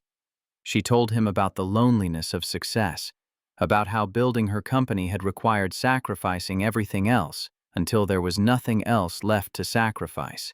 Marcus shared more about Julia, about how they'd met in graduate school when they were both broke and idealistic, about how she'd balanced his intensity with her warmth, about how her death had felt like losing not just a person, but a compass that had helped him navigate the world. He told Victoria about the months after the funeral when he'd barely functioned, when Rosa and other friends had essentially raised Maya while he learned how to be human again. These conversations happened in the margins of their time together, walking Maya home from school, lingering over coffee that had gone cold, sitting in Marcus's kitchen after his daughter had gone to bed. They were building something substantial, a foundation of mutual understanding that went deeper than their initial attraction or the transactional nature of their first connection. Victoria started to believe that maybe she could have this friendship that felt real, connection that wasn't predicated on what she could provide, someone who saw her as Victoria rather than as Hayes Technologies' CEO. She started to believe that maybe Marcus was right, that people could change if they were willing to do the work of changing. She started to believe a lot of things that were about to be tested in ways she couldn't anticipate. Because while Victoria was learning how to be a better friend, she was also making decisions that would eventually blow up everything she'd carefully built. Small decisions at first, barely worth noticing. Looking up information about Brooklyn Arts Academy, one of the most prestigious arts programs in the city, researching their application process, their acceptance rates, their scholarship opportunities, telling herself she was just gathering information, just being prepared in case it ever became relevant, not acknowledging to herself that she was already planning something Marcus hadn't asked for and wouldn't approve of, not recognizing that the pattern she thought she'd broken was actually just waiting for the right moment to reassert itself, not understanding that good intentions without permission were still violations, regardless of how much you cared about the people you were violating. The disaster was building, one reasonable-seeming decision at a time, and Victoria was too focused on learning to ask about printers to notice she was about to make a much bigger mistake. The application for Brooklyn Arts Academy sat on Victoria's desk for 3 days before she opened it. She'd downloaded the PDF on a Tuesday evening, telling herself she was just exploring options, just gathering information that might be useful someday. The fact that she'd specifically searched for arts programs suitable for gifted 7-year-olds, that she'd cross-referenced tuition costs with scholarship availability, that she'd already mentally calculated how much of Maya's portfolio would need to be assembled. None of that registered as crossing a line because the line itself had become blurred in her mind. She was helping. That's what friends did.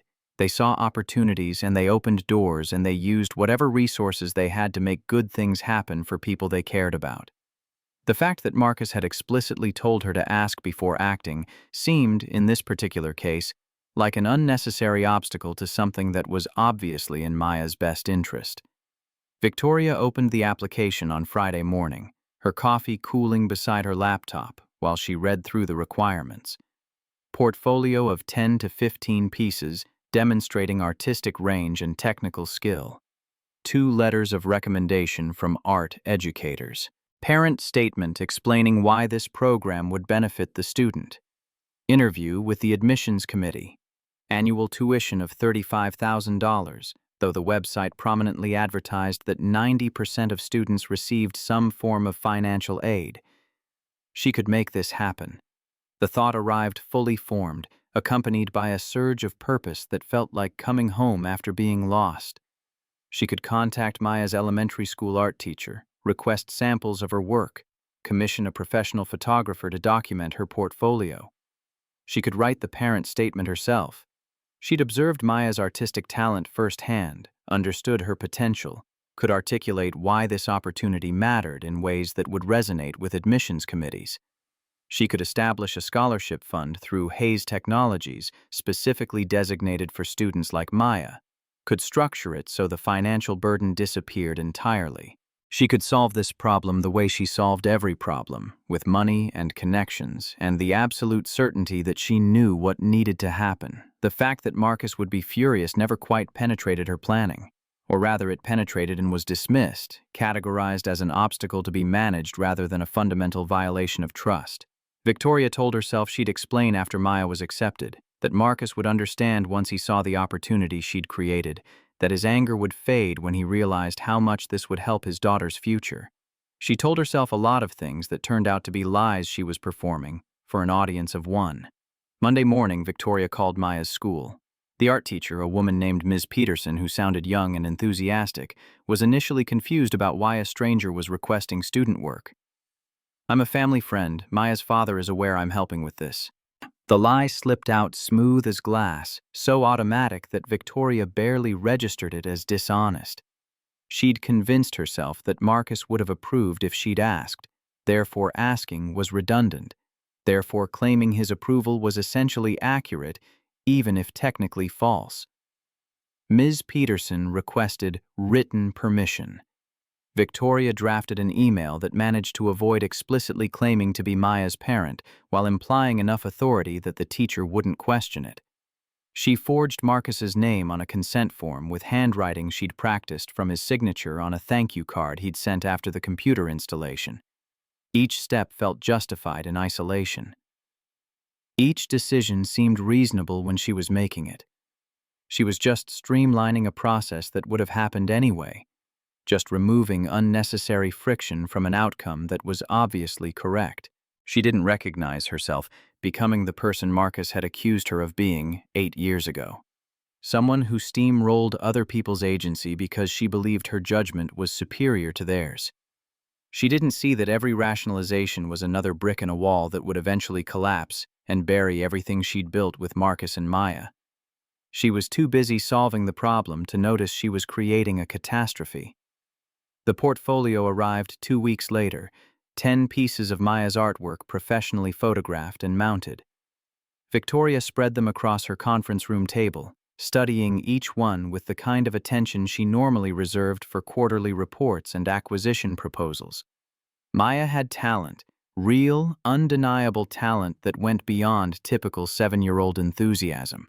Her sense of color was sophisticated, her compositions balanced. Her subject matter demonstrated emotional depth that suggested she was processing her mother's death through art in ways that were both healthy and heartbreaking. These pieces would get her into Brooklyn Arts Academy. Victoria was certain of it.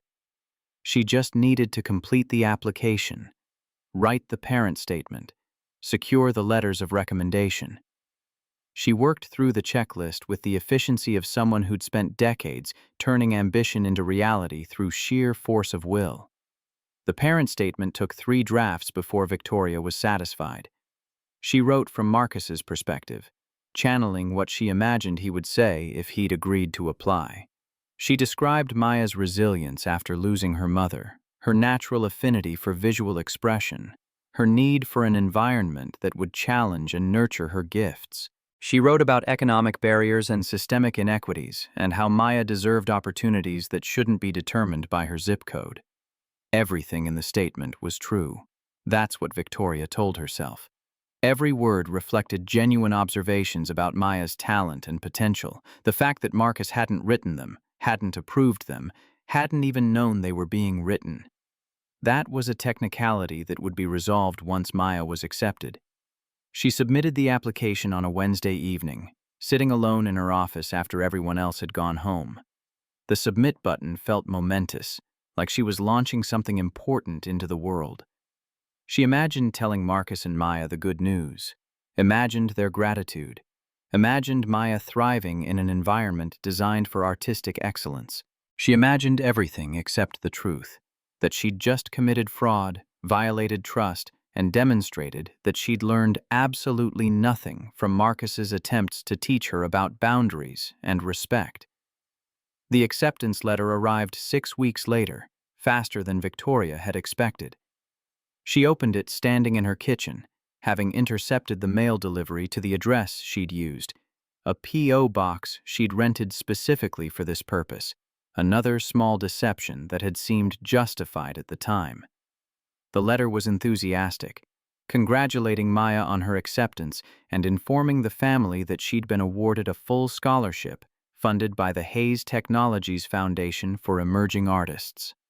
Victoria had created the foundation 3 weeks earlier, seeding it with $500,000 and structuring it specifically to support students like Maya.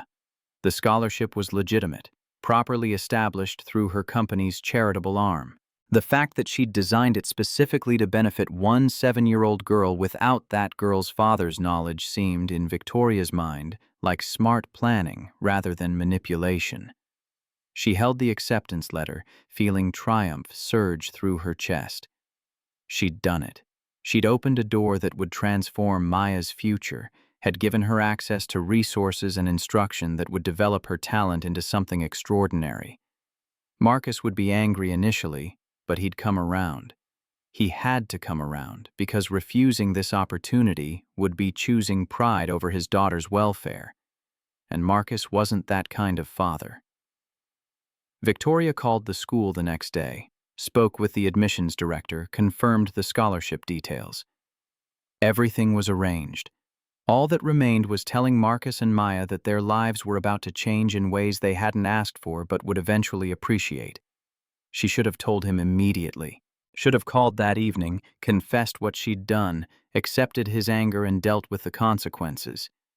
But Victoria kept finding reasons to delay. She wanted to prepare the right explanation, wanted to gather materials that would demonstrate how beneficial this would be, wanted to time the conversation for when Marcus would be most receptive. She wanted, in other words, to control the outcome even as she was claiming to provide opportunity. 2 weeks passed, then 3. The acceptance letter sat in Victoria's desk drawer, a ticking bomb disguised as good news. She saw Marcus and Maya regularly during this time, continuing their coffee meetings and park visits, maintaining the friendship while concealing the secret that would eventually detonate it. Every time Maya showed her a new drawing, Victoria felt a spike of guilt that she pushed down with reminders of how much Brooklyn Arts Academy would nurture that talent. Every time Marcus talked about his parenting philosophy or the importance of respecting children's agency, Victoria felt her stomach tighten with the awareness that she'd violated exactly those principles. But she didn't tell him, didn't confess, kept believing that the ends would justify the means once he saw the results. The call came on a Thursday afternoon.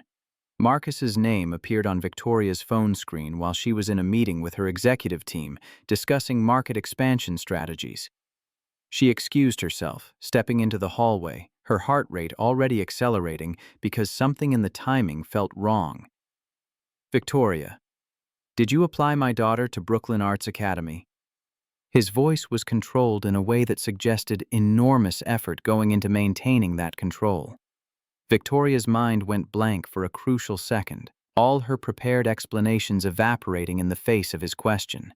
"I can explain. Did you apply my daughter to a $35,000 a year arts program without my knowledge or permission? The repetition of the question, its specificity, told Victoria that Marcus already knew the answer. The school must have called him. Someone must have mentioned the acceptance or the scholarship or referenced the application in a way that revealed what she'd done. Yes, but Marcus, she got in. Full scholarship.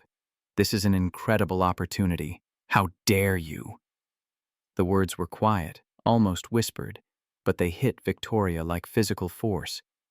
She'd never heard Marcus this angry, had never heard his voice shake with the effort of not shouting. I'm sorry.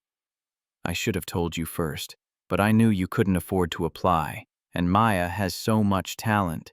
You forged my signature. Victoria's breath caught. She'd forgotten about the consent form, the email to Ms. Peterson, the parent statement written in Marcus's voice. Each deception had seemed minor at the time, just paperwork, just logistics. Now they assembled into something that sounded, when stated plainly, like crimes. I didn't think. You never think. That's the problem. You see something you want to fix and you just do it. Consequences be damned. Do you have any idea what you've done? Do you understand what it means that you forged legal documents to make decisions about my child? Victoria leaned against the hallway wall, her legs suddenly unreliable. I was trying to help. Maya deserves opportunities. Maya deserves a father who makes decisions about her education. She deserves adults in her life who respect boundaries. She deserves to not be someone's project. She's not a project. I care about her. I care about both of you. Marcus laughed, and the sound was worse than his anger, bitter and disbelieving and exhausted. If you cared about us, you would have asked. You would have respected that I'm her father and I get to decide what's best for her. You would have trusted me to handle my own daughter's future instead of deciding you knew better. Victoria wanted to argue, wanted to explain that she did know better in this specific case because she understood what Brooklyn Arts Academy could provide in ways that Marcus might not fully grasp. But even as the thought formed, she recognized it for what it was, the same arrogance that had gotten her into this situation. What do you want me to do? I want you to withdraw the application.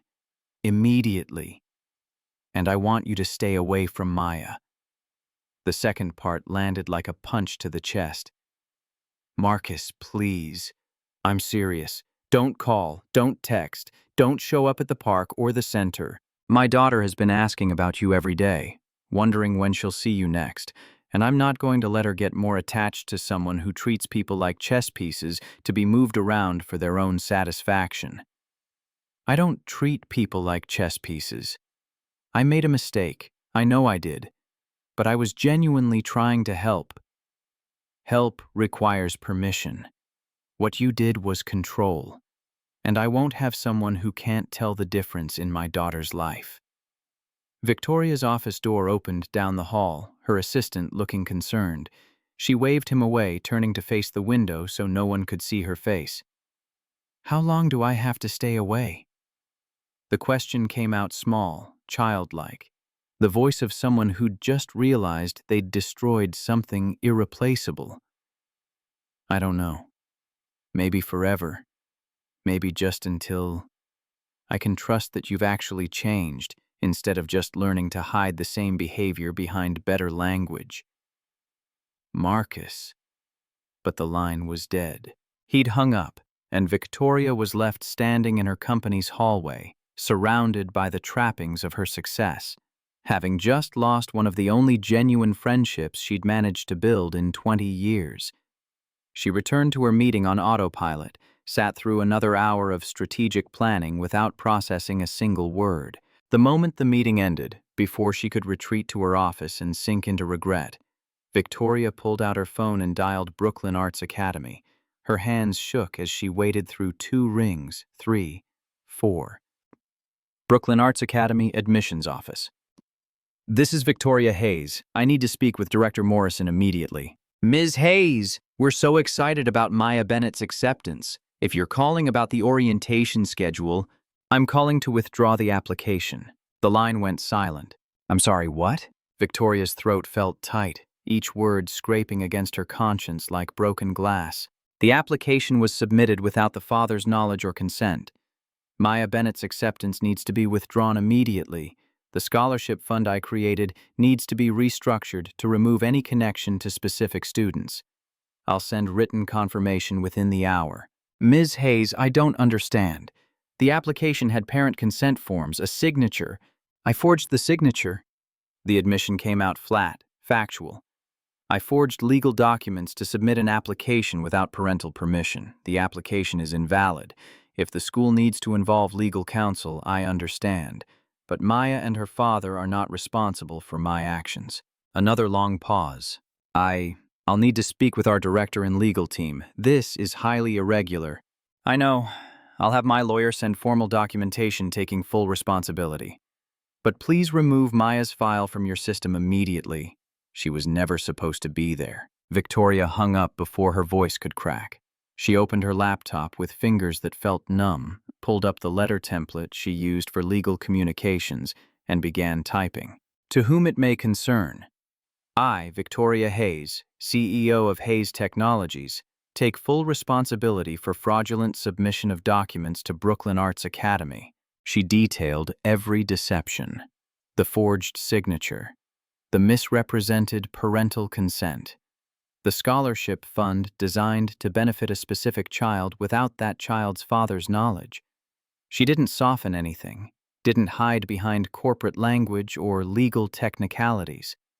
Just the facts, stated plainly, accepting whatever consequences followed. She signed it, scanned it, sent it to both the school and her own legal team with a single instruction. Any legal liability falls on me personally, not the company. Protect Hayes Technologies' reputation, but do not protect mine.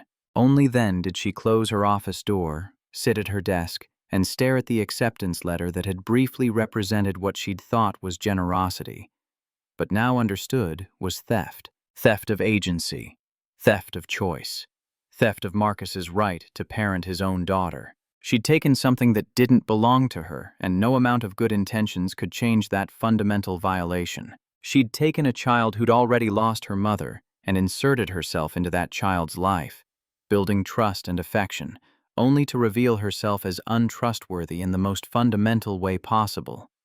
She'd taken a man who'd been learning to open his heart after years of grief and shown him that opening himself to her had been a mistake. She'd taken a friendship that had been teaching her how to be human and crushed it under the weight of her need to be useful. And for what?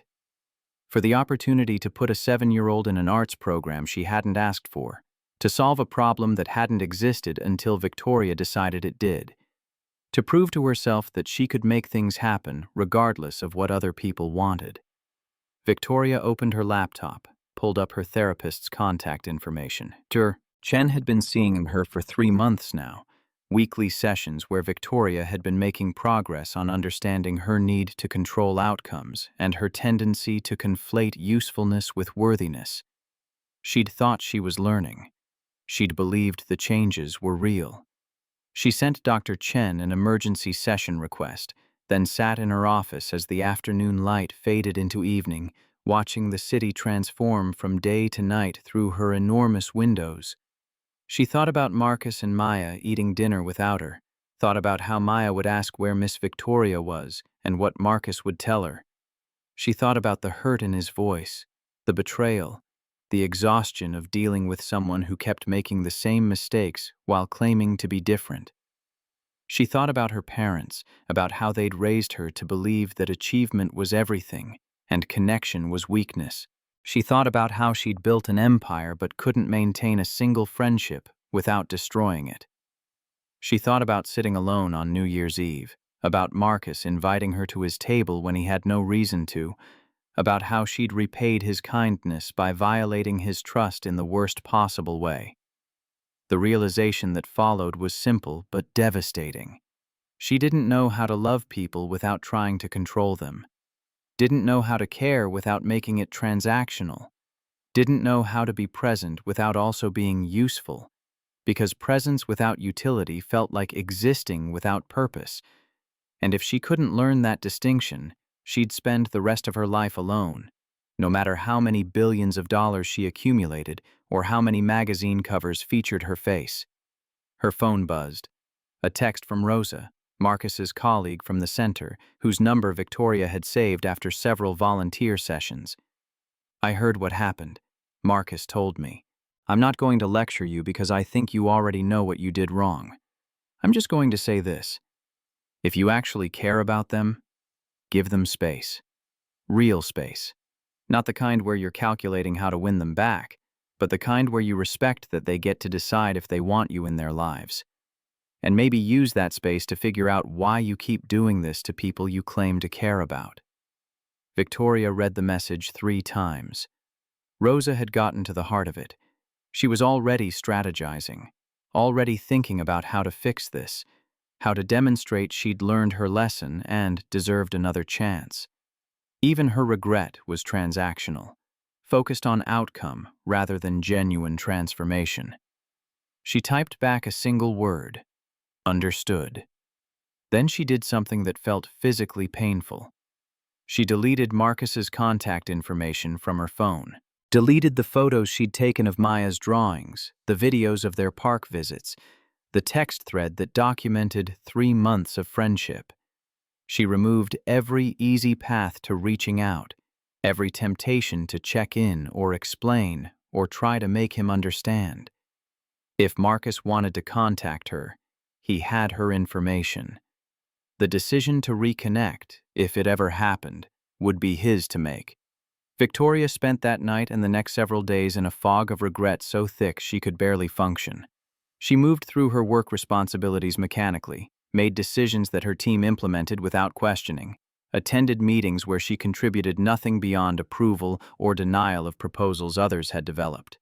Her assistant asked twice if she was feeling well, and she lied both times, claiming a mild cold rather than admitting she was experiencing the emotional equivalent of a building collapse. Dr. Chen's emergency session cut straight to the wound. "Why do you think you have the right to make decisions for other people?" Victoria started with her prepared explanations, resources, opportunities, strategic deployment. Dr. Chen stopped her. "I didn't ask what you tell yourself. I asked what you actually believe." The truth came out harder than Victoria expected. "Because I do know better, I can see paths that someone living paycheck to paycheck can't see. I understand how elite institutions work." Dr. Chen nodded slowly. "You believe your wealth gives you superior judgment about other people's lives." Victoria wanted to deny it. Couldn't. "I don't know how to not believe that." "Then that's the work. Understanding that there are kinds of wisdom that have nothing to do with making money. Recognizing that a single father might understand his own daughter better than a billionaire who met her 3 months ago." Victoria left the session feeling flayed open, every defense mechanism stripped away to reveal the ugly assumptions underneath. She spent the weekend alone in her penthouse, forcing herself to sit with discomfort instead of solving it, to feel the full weight of what she'd done instead of rushing toward redemption. She thought about Marcus's life, the grief he carried, the students he taught, the daughter he was raising with such obvious care. She thought about how he'd invited her to his table on New Year's Eve, how he'd given her access to the most precious parts of his life, how he'd been teaching her through example what it meant to be present rather than useful. She thought about how she'd repaid all of that by deciding she knew what was best for his child. The shame was so intense it made her physically ill. She spent Sunday night alternating between the bathroom and her bed, her body rejecting the reality her mind was being forced to accept. Monday morning, Victoria did something she'd never done in 20 years of running her company. She called in sick. She spent the day in her apartment, not working, not strategizing, just existing in the empty spaces she'd been filling with productivity since she was old enough to understand that achievement equaled worth. She looked around her penthouse with new eyes, seeing it for what it actually was, a museum to her own success, sterile and beautiful and completely devoid of life. There were no plants because she'd never remembered to water them, no pets because her schedule couldn't accommodate their needs, No photographs of friends or family because she didn't have friends, and her family appeared in her life only as obligatory phone calls on holidays. She'd built everything she'd aimed for, and discovered it was nothing she actually wanted. The realization should have been devastating, but instead it felt like permission. Permission to admit that the path she'd been on for 2 decades was leading somewhere she didn't want to go. Permission to acknowledge that achievement without connection was just expensive loneliness wearing a designer suit. Permission to start over, to learn different skills, to become someone who could be loved for reasons that had nothing to do with what she could provide. Victoria opened her laptop and started researching volunteer opportunities. Not corporate partnerships where Hayes Technologies would get publicity. Not board positions where her business acumen would be valued. Just basic, unglamorous volunteer work. Literacy tutoring, food bank shifts, community center programs. Places where she could show up and be useful without being in charge, where her money and status were irrelevant to the work that needed doing. She signed up for a Tuesday evening shift at a Queens literacy center, listing herself as just Victoria. No last name, no corporate affiliation. The coordinator accepted her application without recognition or fanfare, adding her to a rotation of volunteers who helped elementary school students with reading comprehension. It felt small and insufficient compared to what she'd destroyed. But it was a start. 3 weeks passed with no word from Marcus. Victoria honored the boundary he'd set, didn't reach out, didn't manufacture excuses to be in places where she might accidentally encounter him. She went to therapy twice a week instead of once, worked through decades of conditioning that had taught her worth was earned through achievement rather than inherent in existence. She showed up to her literacy tutoring shifts and discovered she was terrible at it. The kids asked questions she couldn't answer, wanted emotional support she didn't know how to provide, needed patience she hadn't developed. She wanted to quit after the first session, but Rosa's text echoed in her mind. Real change meant continuing even when it was hard, especially when it was hard. So she kept showing up, week after week, sitting at a plastic table in a community center that smelled like old books and floor cleaner, helping 7- and 8-year-olds sound out words they didn't recognize. She learned their names, learned to celebrate small victories, learned that being bad at something didn't mean she should stop trying. She learned slowly and painfully what Marcus had been trying to teach her all along, that showing up was sometimes more valuable than solving. Her executive team noticed the change. She was less aggressive in meetings, more willing to delegate, quicker to admit when she didn't know something. Her assistant asked if she was sure she was feeling well, and Victoria realized that her team had gotten so used to her relentless intensity that normal human behavior registered as concerning. She was becoming a different person. Or maybe she was becoming the person she'd been before she decided that person wasn't good enough, before she started believing that worth had to be earned rather than simply existed. It was terrifying and liberating in equal measure. A month after Marcus had told her to stay away, Victoria received a letter. Not an email, but an actual letter, delivered to her office in an envelope with Marcus's handwriting. Her hands shook when she opened it, standing by her window, afraid of what it might contain. Victoria, I've had time to think about what happened, to process my anger and try to understand why you did what you did. Rosa helped. She has a way of cutting through bullshit that I appreciate even when it's uncomfortable. She pointed out that you weren't acting from malice, that you genuinely believed you were helping, that your biggest crime was caring too much in the wrong way rather than not caring at all. I don't know if I'm ready to see you yet. Maya asks about you constantly, and I've been honest with her about what happened. I told her you made a big mistake, that you tried to make decisions about her life that weren't yours to make, and that grown-ups sometimes hurt each other even when they're trying to help.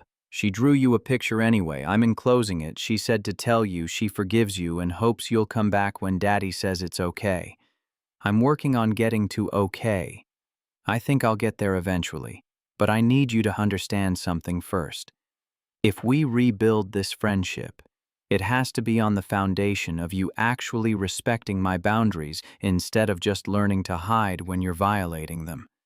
It has to be based on you accepting that my life is mine to manage, my daughter is mine to parent, and your role is to be present, not to be useful. Can you do that?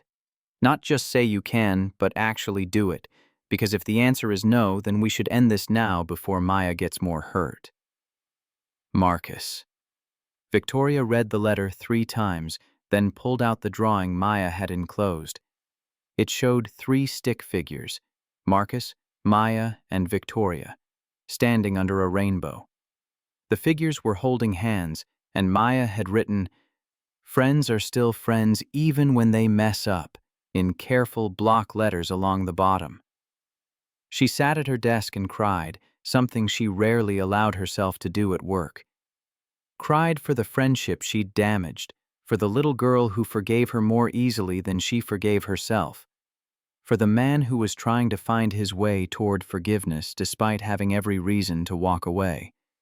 She pulled out a piece of paper, actual paper, because this response deserved the same medium Marcus had used, and wrote back, "Marcus, thank you for your letter. Thank you for not writing me off completely, for being willing to consider giving me another chance. I can't promise I'll never make mistakes. I'm learning skills I should have learned decades ago, and learning means failing sometimes. But I can promise that I'm genuinely trying to change. Not just behavior, but the beliefs underneath the behavior. I'm in therapy twice a week. I've started volunteering at a literacy center where nobody knows who I am and my money doesn't matter.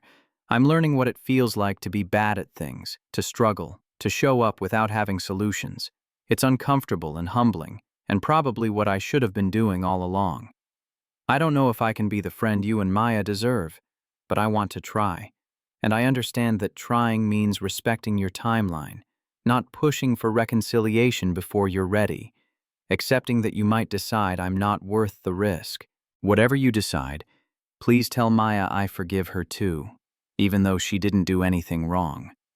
Tell her that grown-ups sometimes need time to figure things out, but that doesn't mean the friendship is over. Tell her I keep her drawings on my refrigerator, and I look at them every morning before I go to work. Victoria.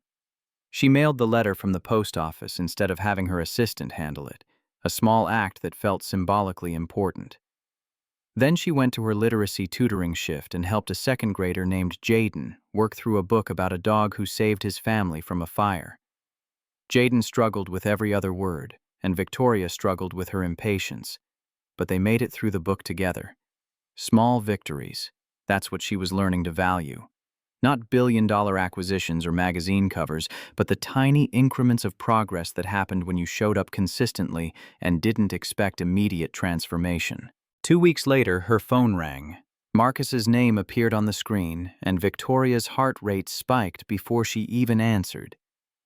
"Victoria, I got your letter." "Thank you for reading it. I wanted to talk before we see each other, to establish some ground rules." Victoria sat down, pulled out a notebook, prepared to write down whatever he needed her to understand. "I'm listening.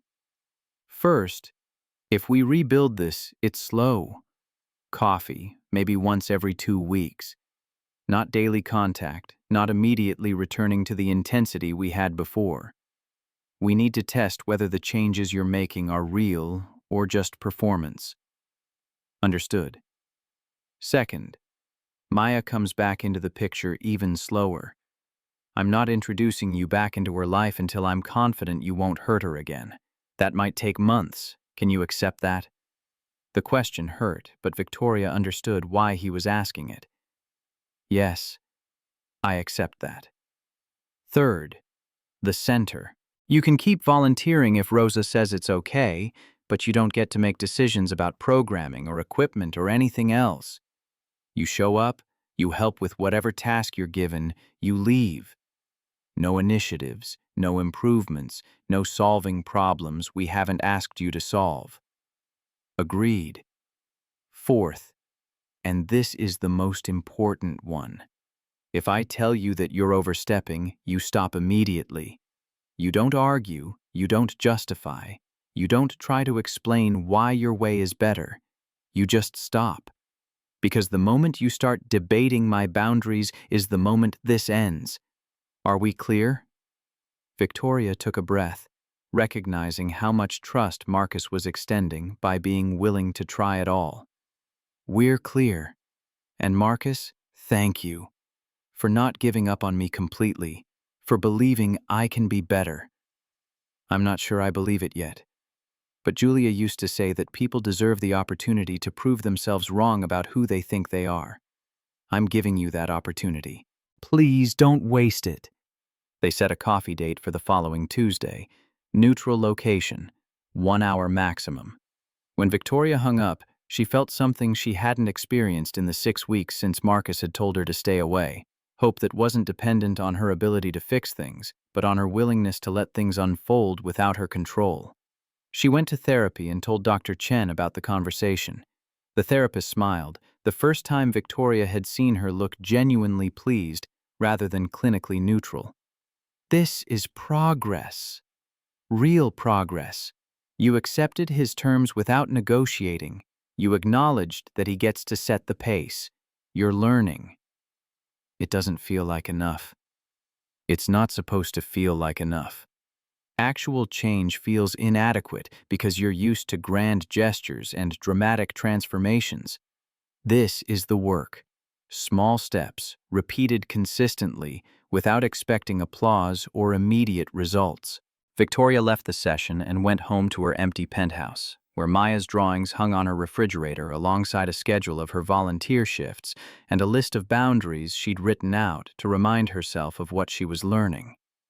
She made dinner for herself, actual cooking, not ordering in, and ate it while reading a book about emotional intelligence that her therapist had recommended. Small steps, consistent effort, no expectations of immediate transformation. It felt insufficient compared to what she'd destroyed. But it was all she had to offer, and for the first time in her life, she was beginning to understand that sometimes your best was enough, even when it fell short of perfect. Tuesday arrived.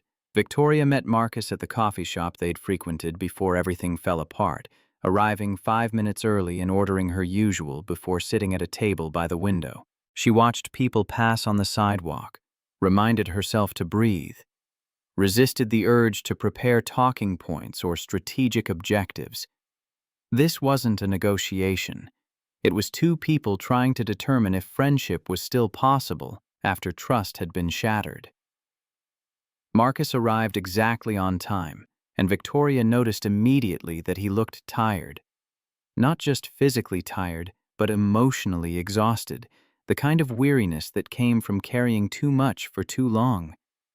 She wanted to ask if he was okay, wanted to offer help, caught herself before the impulse became action. Asking if he was okay was fine. Offering unsolicited help was not. "How are you?" Marcus sat down with his coffee, regarding her carefully before answering. "Honestly? Exhausted. Maya has been struggling since you left. She doesn't understand why you disappeared, and I've been trying to explain adult complications to a 7-year-old who thinks friendship should be simple." Victoria felt the guilt like a physical weight. "I'm sorry, I never meant to hurt her." "I know, but impact matters more than intention. She's been drawing pictures of the three of us and asking when you're coming back. And I've been trying to figure out how to protect her, while also not teaching her that people who make mistakes should be permanently exiled." The words were fair, delivered without malice, but with absolute honesty. Marcus wasn't trying to make her feel worse, but he wasn't protecting her from the consequences of her actions either. "What have you told her?" "That you made a mistake, and I was very angry about it. That grown-ups need time to work through hurt feelings. That forgiveness is important, but so is making sure the same mistake doesn't happen again." Victoria nodded, absorbing this, recognizing that Marcus was teaching his daughter complex lessons about trust and boundaries and second chances. "She sent me a drawing with the letter you wrote." "Ooh, I know. She wanted you to have it." "It's on my refrigerator, along with the others she's given me. I look at them every morning." Something in Marcus's expression softened slightly. "She'd like that. Knowing her art matters to you." They talked for the full hour. Marcus shared center updates, students in college, the computers transforming learning. Victoria shared volunteer struggles, bad at tutoring, learning humility. "This was good," Marcus said when the hour ended. "Can we try again in 2 weeks?" Victoria wanted to negotiate for sooner, caught herself. 2 weeks. I'll be here. If that goes well, we'll talk about you seeing Maya." She'd shown up, respected boundaries, practiced presence without usefulness, small victories, adding up. Marcus left, and Victoria sat with her empty coffee cup, feeling something that might have been peace or might have been acceptance. She'd shown up. She'd respected his boundaries. She'd practiced being present without being useful. Small victories. They were adding up, one difficult conversation at a time. In therapy, Dr. Chen asked, "How did it feel? Not being in control?" "Terrifying and liberating. I just had to show up and be honest. That's the work. Keep doing that." At her volunteer shift that evening, Victoria helped kids with multiplication, restraining herself from suggesting better techniques. Small victories. They were adding up. She was becoming someone new, someone who could exist without constantly proving her value, someone who understood that presence was a gift even when it came without solutions. She was becoming, slowly and imperfectly, someone who might deserve the second chance Marcus was considering giving her. The work continued. Coffee every 2 weeks, conversations that gradually grew longer and more comfortable as Marcus tested whether her changes were performance or genuine transformation. Victoria proved herself through consistency rather than grand gestures, showing up when she said she would, respecting boundaries he established, accepting his pace without pushing for faster progress. 3 months after their first post-disaster coffee, Marcus finally said the words Victoria had been hoping for but trying not to expect. "I think you're ready to see Maya again, if you still want to." Victoria's breath caught, relief and terror mixing in equal measure. "I want to, very much, but I'm also scared I'll mess it up again." Marcus smiled slightly, the first real smile she'd seen from him since the phone call that ended everything. "That fear is probably a good sign. It means you understand what's at stake." They arranged a park visit for the following Saturday, just an hour, closely supervised. When Maya spotted Victoria from across the playground, she broke into a run before Marcus could suggest a more measured approach. Victoria crouched down and caught her, hugging her back with tears streaming down her face. "I missed you so much." Maya pulled back, studying Victoria's face with the seriousness that came naturally to children who'd experienced loss. "Daddy said you made a mistake. Are you going to make mistakes again?" Victoria could have lied, could have promised perfection. Instead, she chose honesty. "Yes, I'll probably make mistakes again, because I'm still learning how to be a good friend, but I promise I'm trying really hard, and when I mess up, I'll apologize and try to do better." Maya considered this carefully, then nodded. "Okay, that's fair. Everybody makes mistakes, even grown-ups." She took Victoria's hand and pulled her toward the swings, and Victoria followed, grateful for 7-year-old wisdom that understood forgiveness better than most adults ever learned. Marcus watched them from a bench, his expression unreadable. But when Victoria glanced over after pushing Maya on the swings for 10 minutes, he raised his hand in a small wave. Not quite trust, not yet, but acknowledgement that she was trying, that the trying mattered, that maybe, eventually, they'd find their way back to something that looked like friendship. It was enough. For now, it was more than enough. Epilogue. 12 months after New Year's Eve, Victoria Hayes stood in the same boardroom where everything had begun, watching Marcus Bennett present the Bronx Youth Tech Initiative expansion to a board that had learned to listen when he spoke. The quarterly numbers still glowed on screens behind them. Revenue still climbing, market share still expanding. But the presentation that mattered had nothing to do with profit margins and everything to do with the partnership they'd built from the ruins of her mistakes. The model we're proposing, Marcus said, advancing his slide, isn't just equipment donation.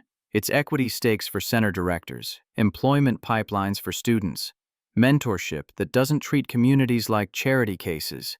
We've proven it works in the Bronx. Now we scale it. Thomas Chen leaned forward, removing his reading glasses. Mr. Bennett, these numbers are remarkable. 87% retention, 71% college acceptance, 15 students employed at Hayes Technologies directly from the program. The board approves the expansion unanimously. Victoria watched Marcus gather his materials, saw the quiet satisfaction in his posture. He'd earned this moment through years of unglamorous work, showing up for students who needed someone to believe in them. She'd helped, yes, but she'd learned to help the right way. By asking, by respecting boundaries, by being present rather than useful. As the board members filtered out, Marcus found her by the windows. "You didn't say anything during the presentation," he said. "It wasn't my presentation to give. You built this. I just provided resources. That's growth." The corner of his mouth lifted. "A year ago, you would have needed to be in the spotlight. A year ago, I wouldn't have understood that the spotlight isn't the point." They stood in comfortable silence, watching the city below. A year of difficult conversations, boundary setting, learning to be present without controlling. A year of coffee every 2 weeks becoming weekly, then twice weekly. A year of supervised park visits with Maya becoming regular Saturday mornings. A year of rebuilding trust one kept promise at a time. "How's Maya?" Victoria asked. "Thriving.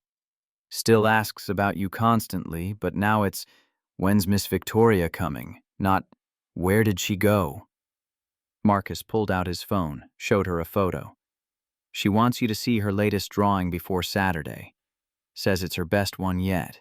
Victoria felt the familiar tightness in her chest, gratitude mixed with the awareness of how close she'd come to losing this.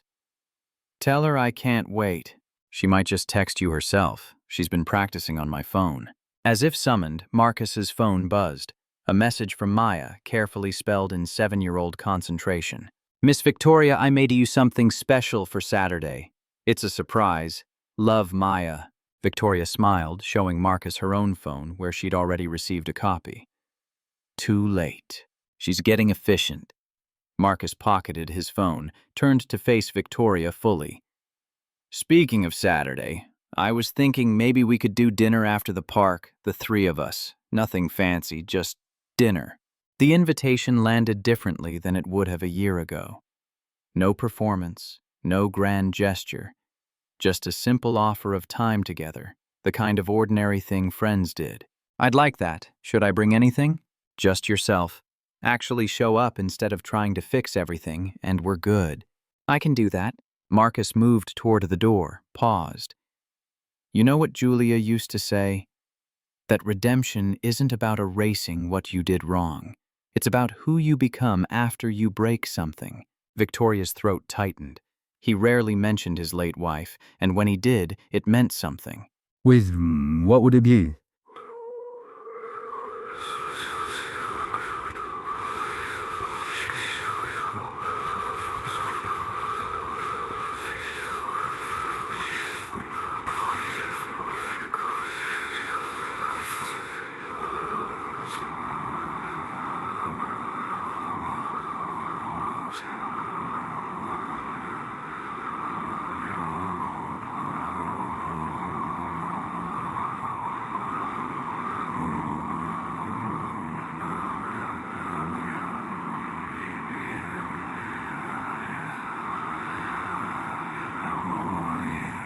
"I think she'd say you're becoming someone who deserves the second chance you got." Marcus met her eyes, and Victoria saw something there that hadn't been present even a month ago. Not quite romance, not yet, but possibility. Trust that was earned rather than given. "I think I'd agree with her." He left, and Victoria stood alone in the boardroom, surrounded by the trappings of success that used to feel like enough. Her phone buzzed again. Another message from Maya. This one, a photo of a drawing in progress. 3 stick figures holding hands with careful block letters spelling family underneath. Not quite accurate yet, but maybe eventually, with patience and presence and the willingness to let things unfold without control. Maybe someday it could be. Victoria gathered her things, but instead of returning to her office, she headed for the elevator. She had a volunteer shift at the Queen's Literacy Center in an hour. A second grader named Jaden was working on reading comprehension, and he'd specifically requested her because, as he'd told the coordinator, Miss Victoria doesn't give up on me even when words are hard. The elevator descended, carrying her away from boardrooms and quarterly reports, toward an afternoon of helping a kid sound out words in a community center that smelled like old books and floor cleaner. Toward a life that was smaller than the one she'd imagined, but somehow larger than the one she'd built. Toward being present instead of useful, which turned out to be the most useful thing she could be. The doors opened onto the lobby, and Victoria Hayes, CEO, billionaire, woman who'd nearly lost everything that mattered, stepped out into the afternoon light and headed toward the subway. She had somewhere to be. Someone was waiting for her, and for the first time in 20 years, that was enough.